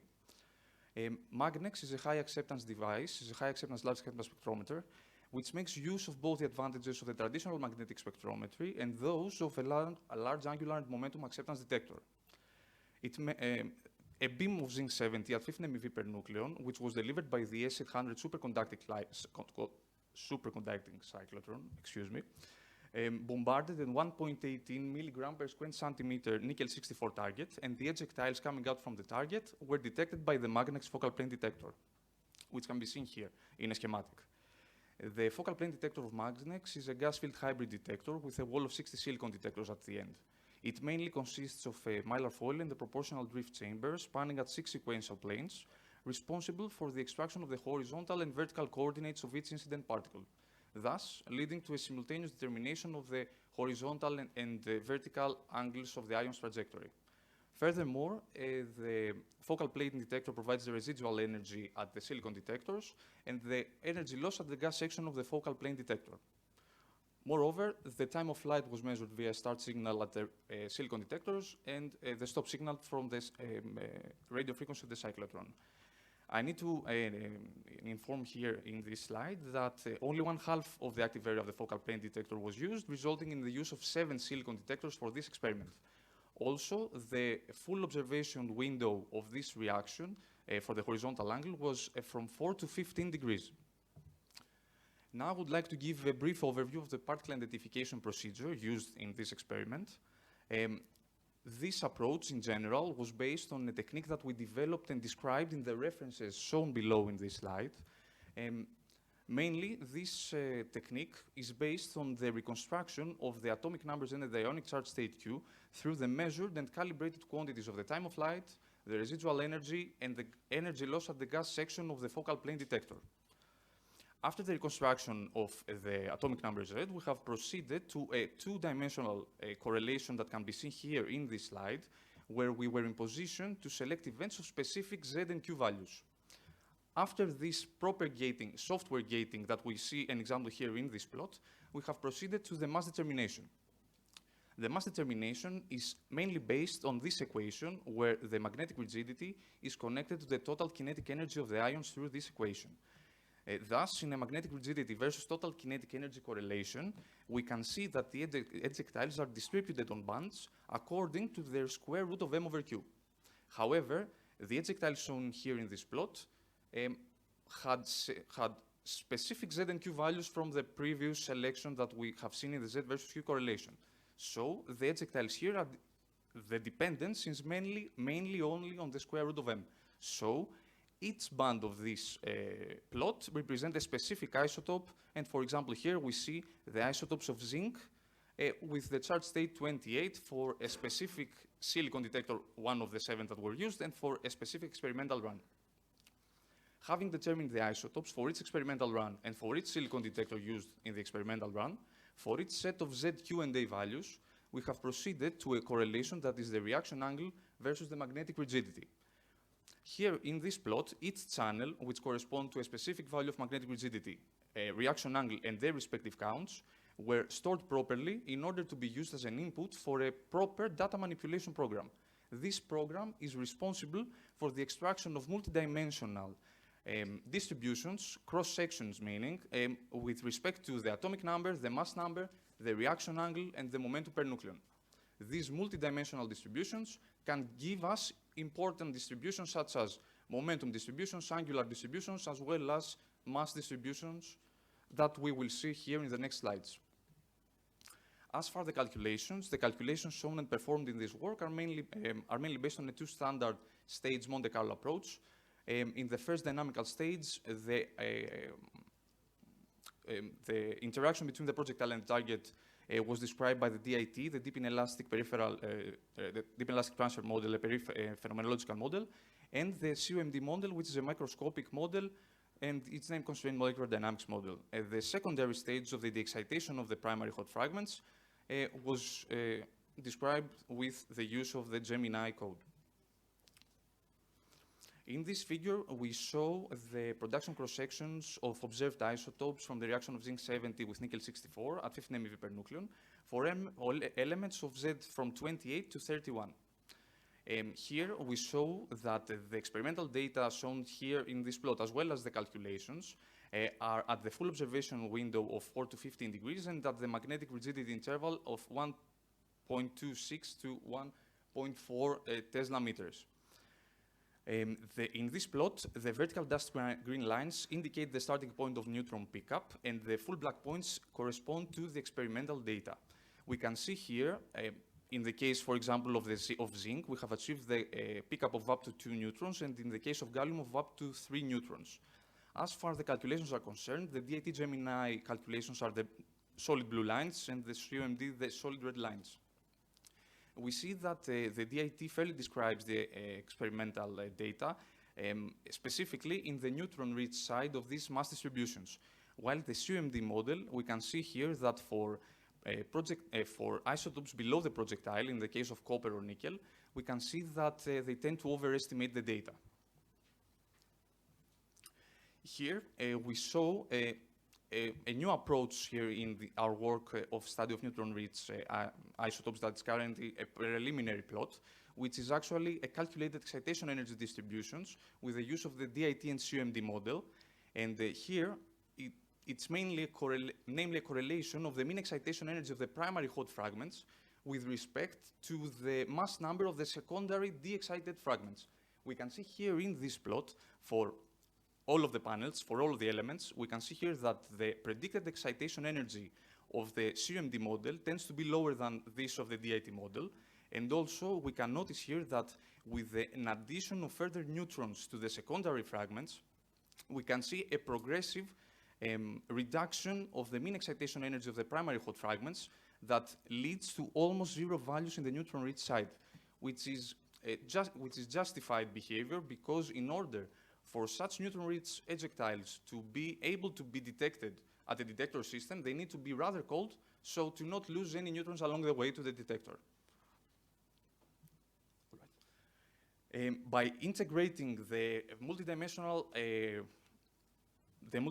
distributions with respect to the momentum per nucleon, we have proceeded to yield the angular distributions, which can be seen here, examples of the angular distributions for 4 channels, the 1 and 2 neutron pickup, as well as the 1 and 2 proton removal. In general, the feature of the angular distributions is a bell-shaped pattern that peaks near inside the grazing angle.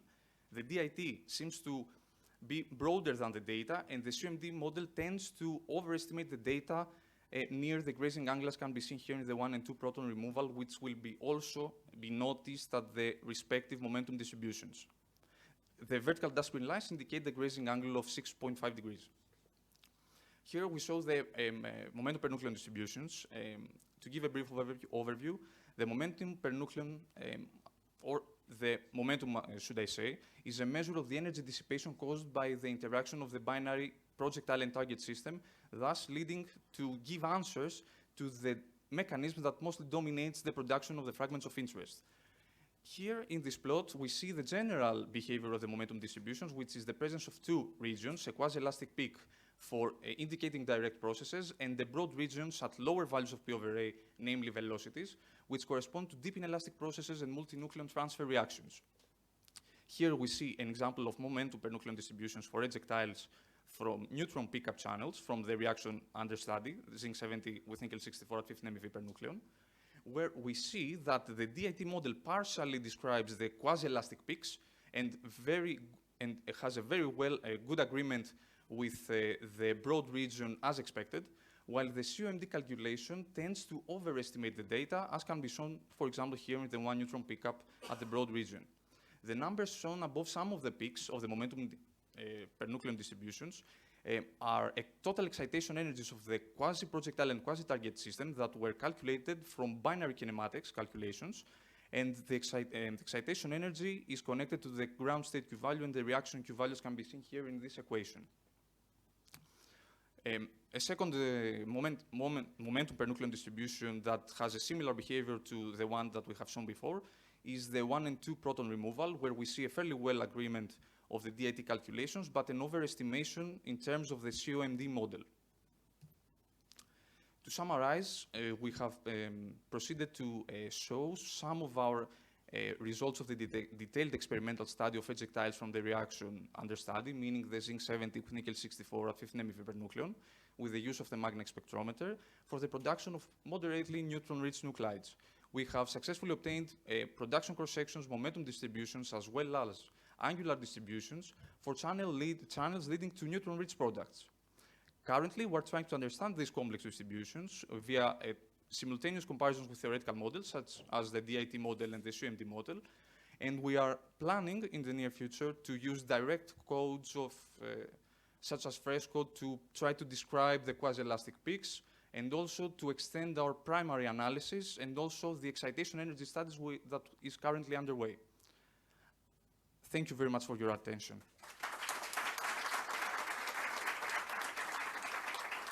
And I really want to thank the organizing committee for this fruitful and impactful workshop. Thank you very much. Any questions, please?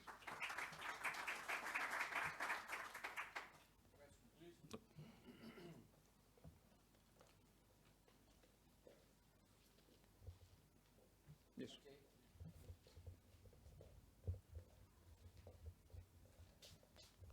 Do you have also a spectrum for the Q-value distribution for each? Do you have a plot of the Q-value distribution for each of these ions? I'm sorry. I really The Q-value distribution. The Q-value distribution. Q-value distributions, all right, thank you very much. No, we do not have you right have now a Q-value distributions, yes, to Yeah, proceed to show.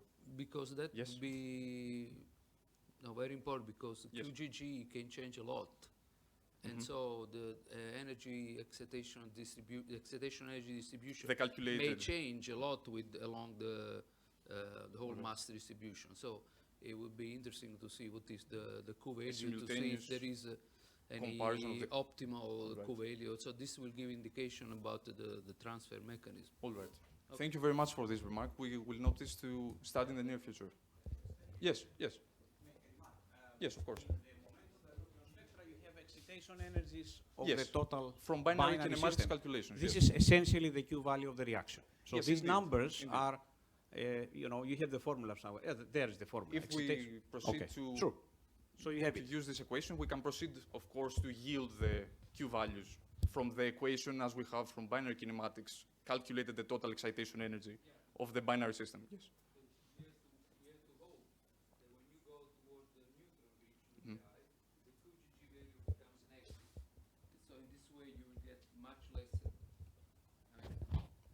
Usually, what you have to do, you have to hope when you go toward neutron-rich nuclei, the QGG value must be negative.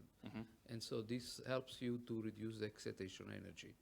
And so this will maintain the richness of, let's say, the isospin ratio, because you have, for a specific QGG, so for a specific So transfer, it would you be have less something like a excitation. And monitoring situation and this is for the the reason neutron why. This is the All right. reason why in the other plot Yes. you have the fact that excitation energy Yes. is low Yes. when you have you go toward neutron-rich nuclei, because the QGG value becomes negative, and that difference becomes smaller. All right. All right. So Thank you very much for this remark. it's not the mechanism; it's the energy balance. Yes, yes. Yes. Yes, just a comment. And first of all, congratulations for the big job you have done. I would like to say that, I mean, these data were collected not really in a full-fledged experiment with the real beam assigned to do the experiment, so Yes. on and so forth, but as an exploratory study. Exactly. Something Exactly. a little bit more than a test, yeah? So that was the reason why we just used the 7 detectors We over used- 60, which does not make a factor 2, makes much more. And also, we didn't have any real experience at that time to manage with the detection of such heavy fragments, let's say. So we spent a long time to try to get, let's say, reasonable experimental conditions. And I'm sure that now, with the experience that you have gained, I mean, we can get easily orders of magnitude more yield, more, let's say, better separation, and so on and so forth. These are really just the first data that came out. Yes, of course, and the from possibility that. of a different system and with Without any real yes, optimization. with different magnetic rigidity intervals to to have better yields. Yes, of course. Yes. It's almost a discussion here. So I think Magnex is optimum to use neutron-rich target, so we can go to uranium target or lead target. Lead okay, target, so yes. that would be a dream experiment. Zinc 70 on lead and On lead, uranium, yes. and try to gain somehow be benefited by the neutron skins of these targets. So that will be ideal spectrometer at some point. Ideal experiment. Yeah.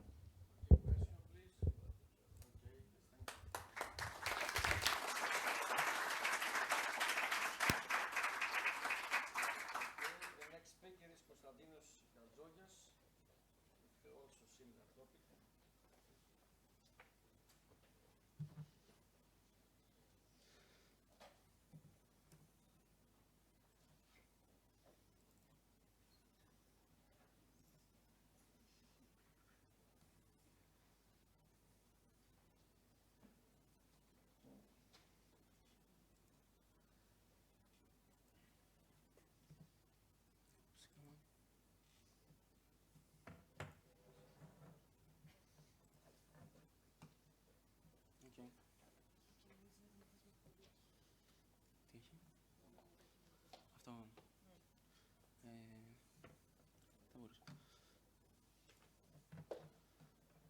evening.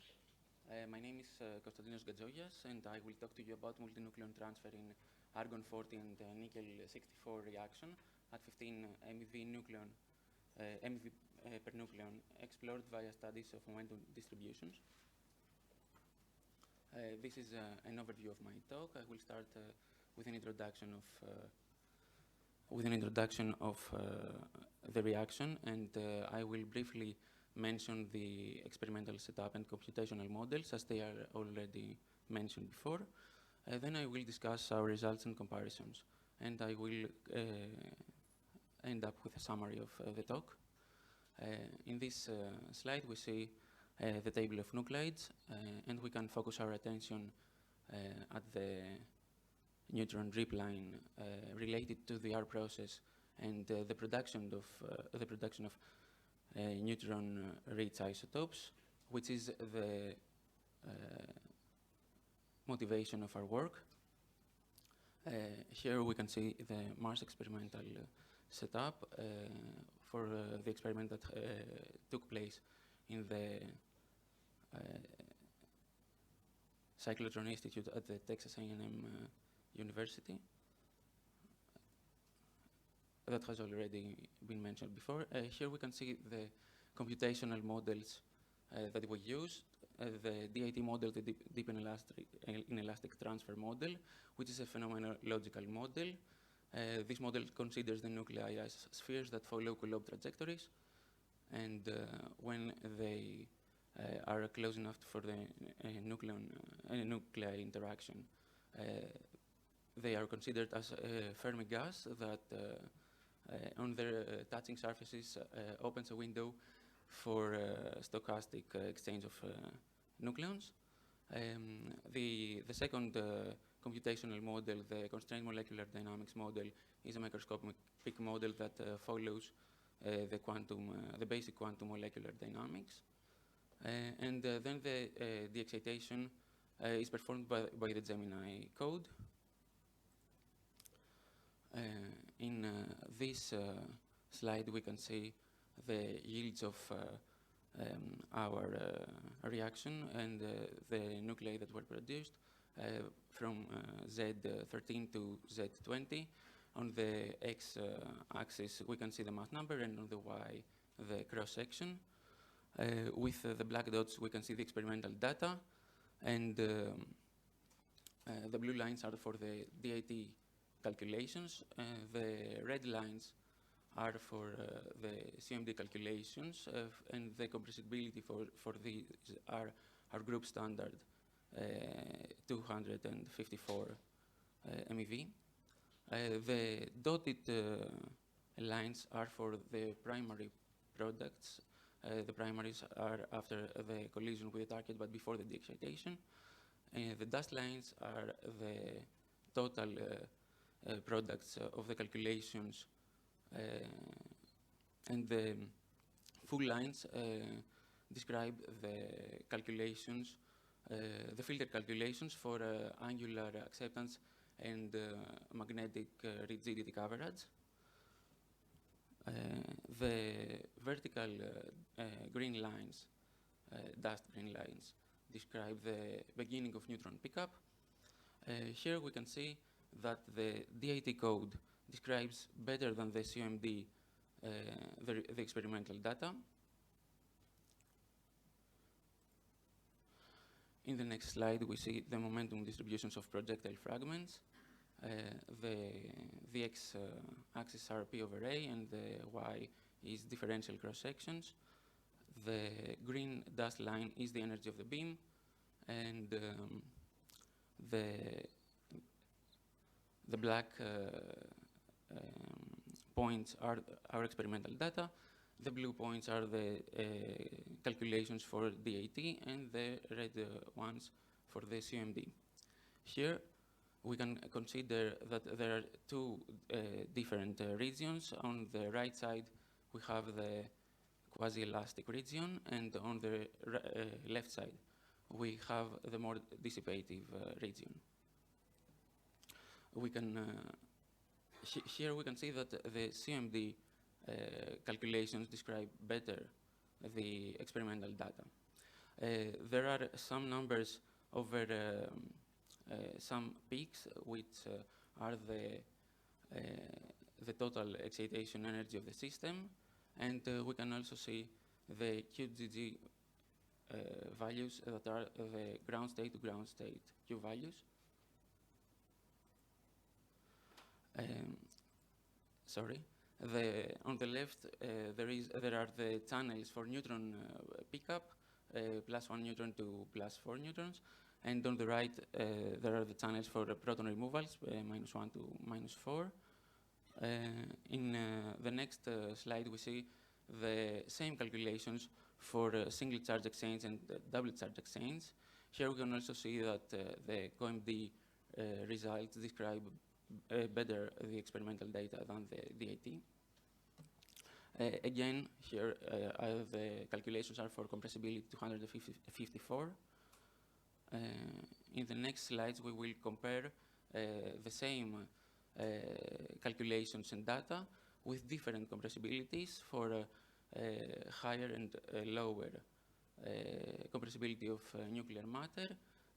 On the left side, we see with the green dot the results for compressibility 200 that are compared to our group standards, and on the right the compressibility, calculations for compressibility 308 with the COMD model.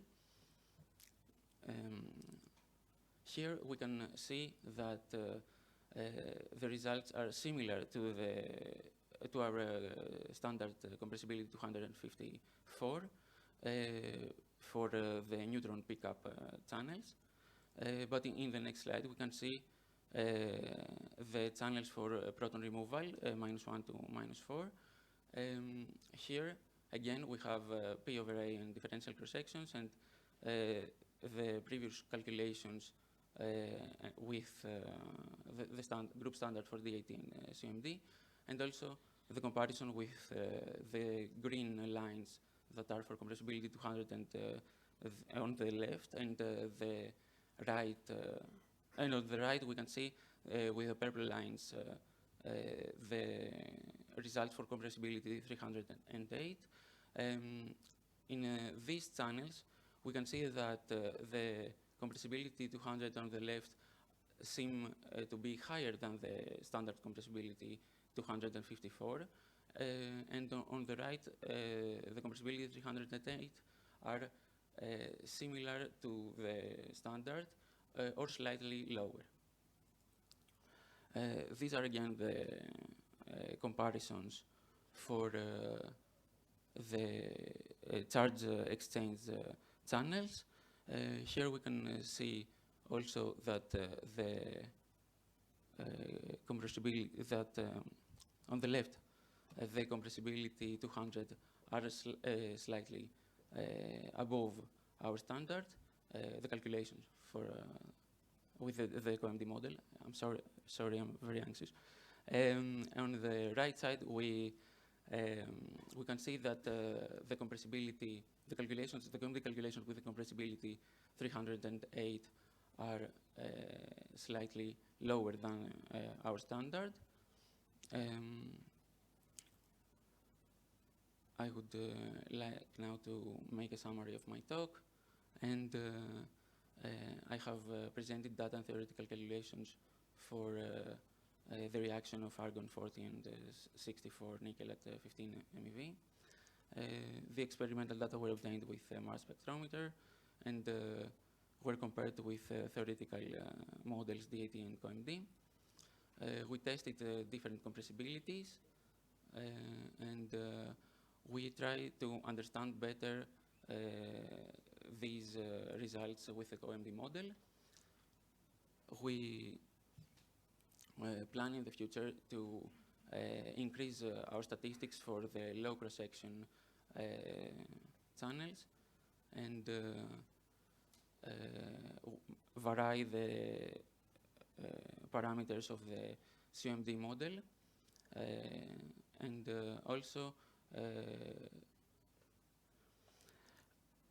we would like to try other combinations of projectiles and targets to further our insight for the understanding of the reactions at the Fermi energy regime. Thank you very much for your attention.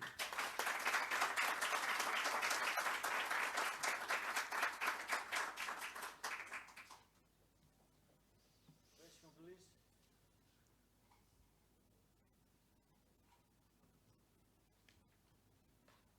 I have one question on the incompressibility. Please can you show us the... My question is, it looks like very, very sensitive, the results in the incompressibility or no? The results are very sensitive. Yes. Or no? But there are some experimental value for incompressibility around, if I remember correctly, 240 MeV, if I'm correctly. But you play in the... Actually, we vary from 200 to 300, and more or less. our colleagues from Prague, they could recommend 250 or 245. So I think it's first shot, I would say. And now that we see these results, I would like to see them first in angular distributions. So something that the students have not done. In fact, the data are there. So it's a matter of presenting angular distributions. So Konstantinos has already started looking at some, but we don't have it ready. So compressibility has to be connected with the angular distribution system. Okay. Somehow suggestion. Okay. And the units, I think it's in MEV, not in MEV. Yes, they are. This is a typo, yes, and Okay. I haven't tried to. Other question, please? Okay.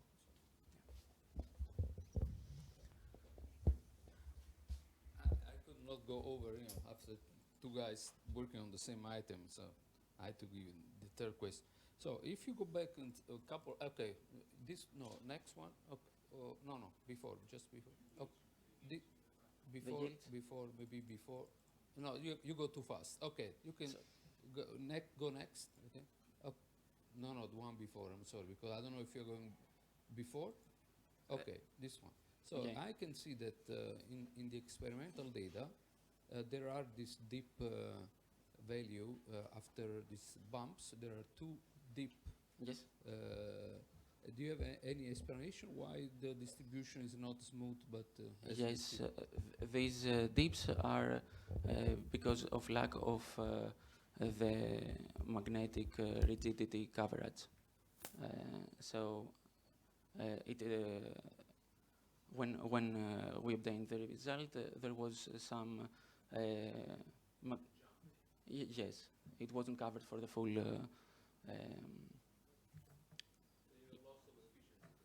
Actually, this is a matter of the way that this experiment was performed. It's like the one that I showed on titanium. Titanium is even worse than that. We had time to cover certain PRO ranges, so we scanned some of them, and in between, to gain somehow time and see the most that we could, there are dips. So these dips can be reproduced now by the models, but they are not physical in the sense that the distribution should be smooth. So if we want to see smooth distributions, we ask the model to give us those, because we don't have them in the data, in this data at least. Olga's data are the best, I would say, in terms of coverage of BRO, because of the way that we did the experiments. The only dips that we have is regions of BRO that overlap with elastics, and that even those we can reproduce them.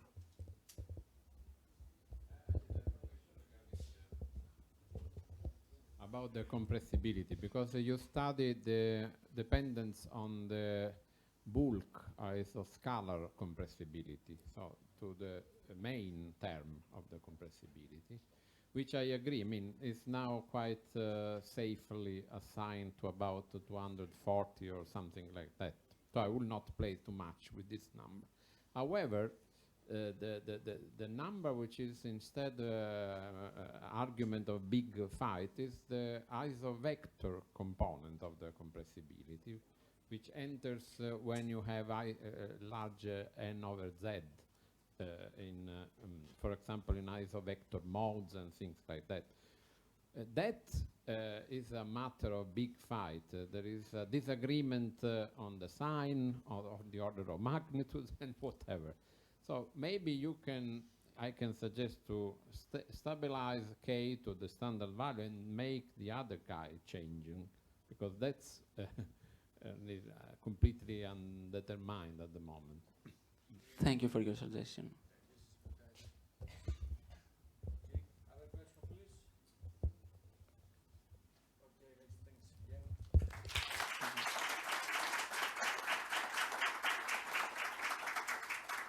Now we are going to close the final session. And the next speaker is Chrysi Giannitsa. Also, same topic. Almost.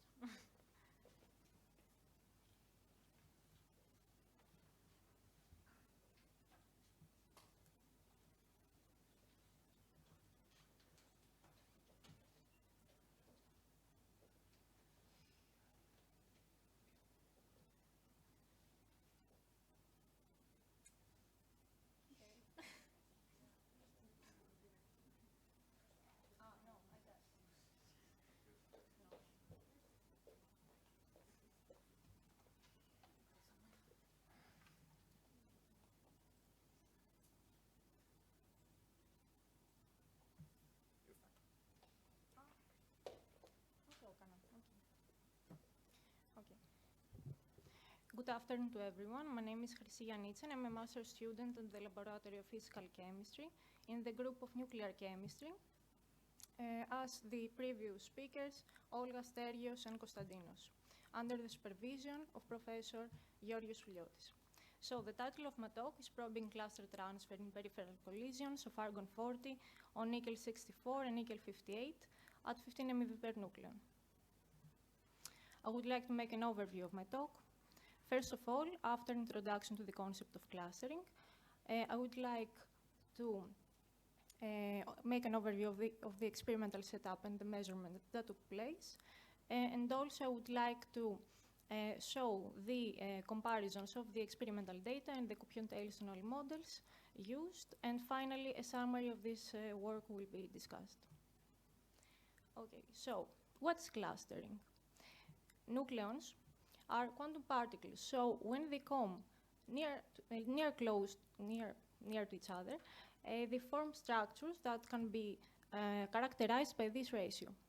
The dimensionless ratio A, which equals to B over R, is the physical parameter for quantifying nuclear clusters.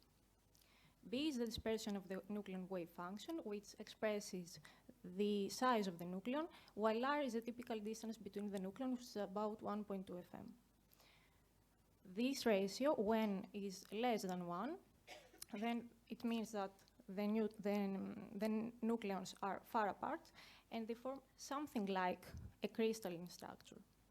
Now, on the other side, when this ratio is greater than 1, the nucleons are delocalized, and the wave function spreads, and they overlap. So they form a quantum liquid structure.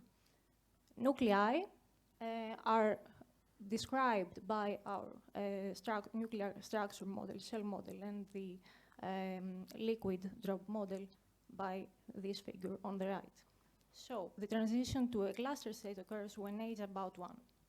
Here I would like to note that the nuclei that are composed of alpha clusters, alpha particle clusters are characterized as alpha conjugate nuclei, such as argon-36, which we will see later. So here we see two Ikeda diagrams. Ikeda diagrams illustrate how certain nuclei can be composed of alpha particle clusters. Of alpha particle clusters. On the left hand, we can see the Ikeda diagram, the original Ikeda diagram, which has some structures composed of alpha particle clusters. The numbers below some structures are the excitation energies of the at which the cluster structures can appear. And these are the binding energies of the cluster components in the parent nucleus. So we understand that for clusters to appear, the excitation energy must be close to the corresponding decay threshold. On the right hand, we can see an extended decay diagram. On the left of this diagram, we can see structures that are composed of alpha clusters and neutrons, while on the right hand, we can see larger structures composed even of oxygen-16 clusters. I have noted the argon-14 because this is our beam, our projectile nucleus. So, we study peripheral collisions because peripheral collisions led to products that may have low excitation energy, which is optimal for clusterization. So here in this figure, we see the phase before and after the collision. On the left side, you can see the approaching phase between the argon-40 projectile and the target nickel-64. So we assume here that argon-40 can exhibit clustering properties because it has only 4 neutrons above the argon-36, which is a conjugate nucleus, as we said before. So we take 2 cases under consideration for the after collision phase.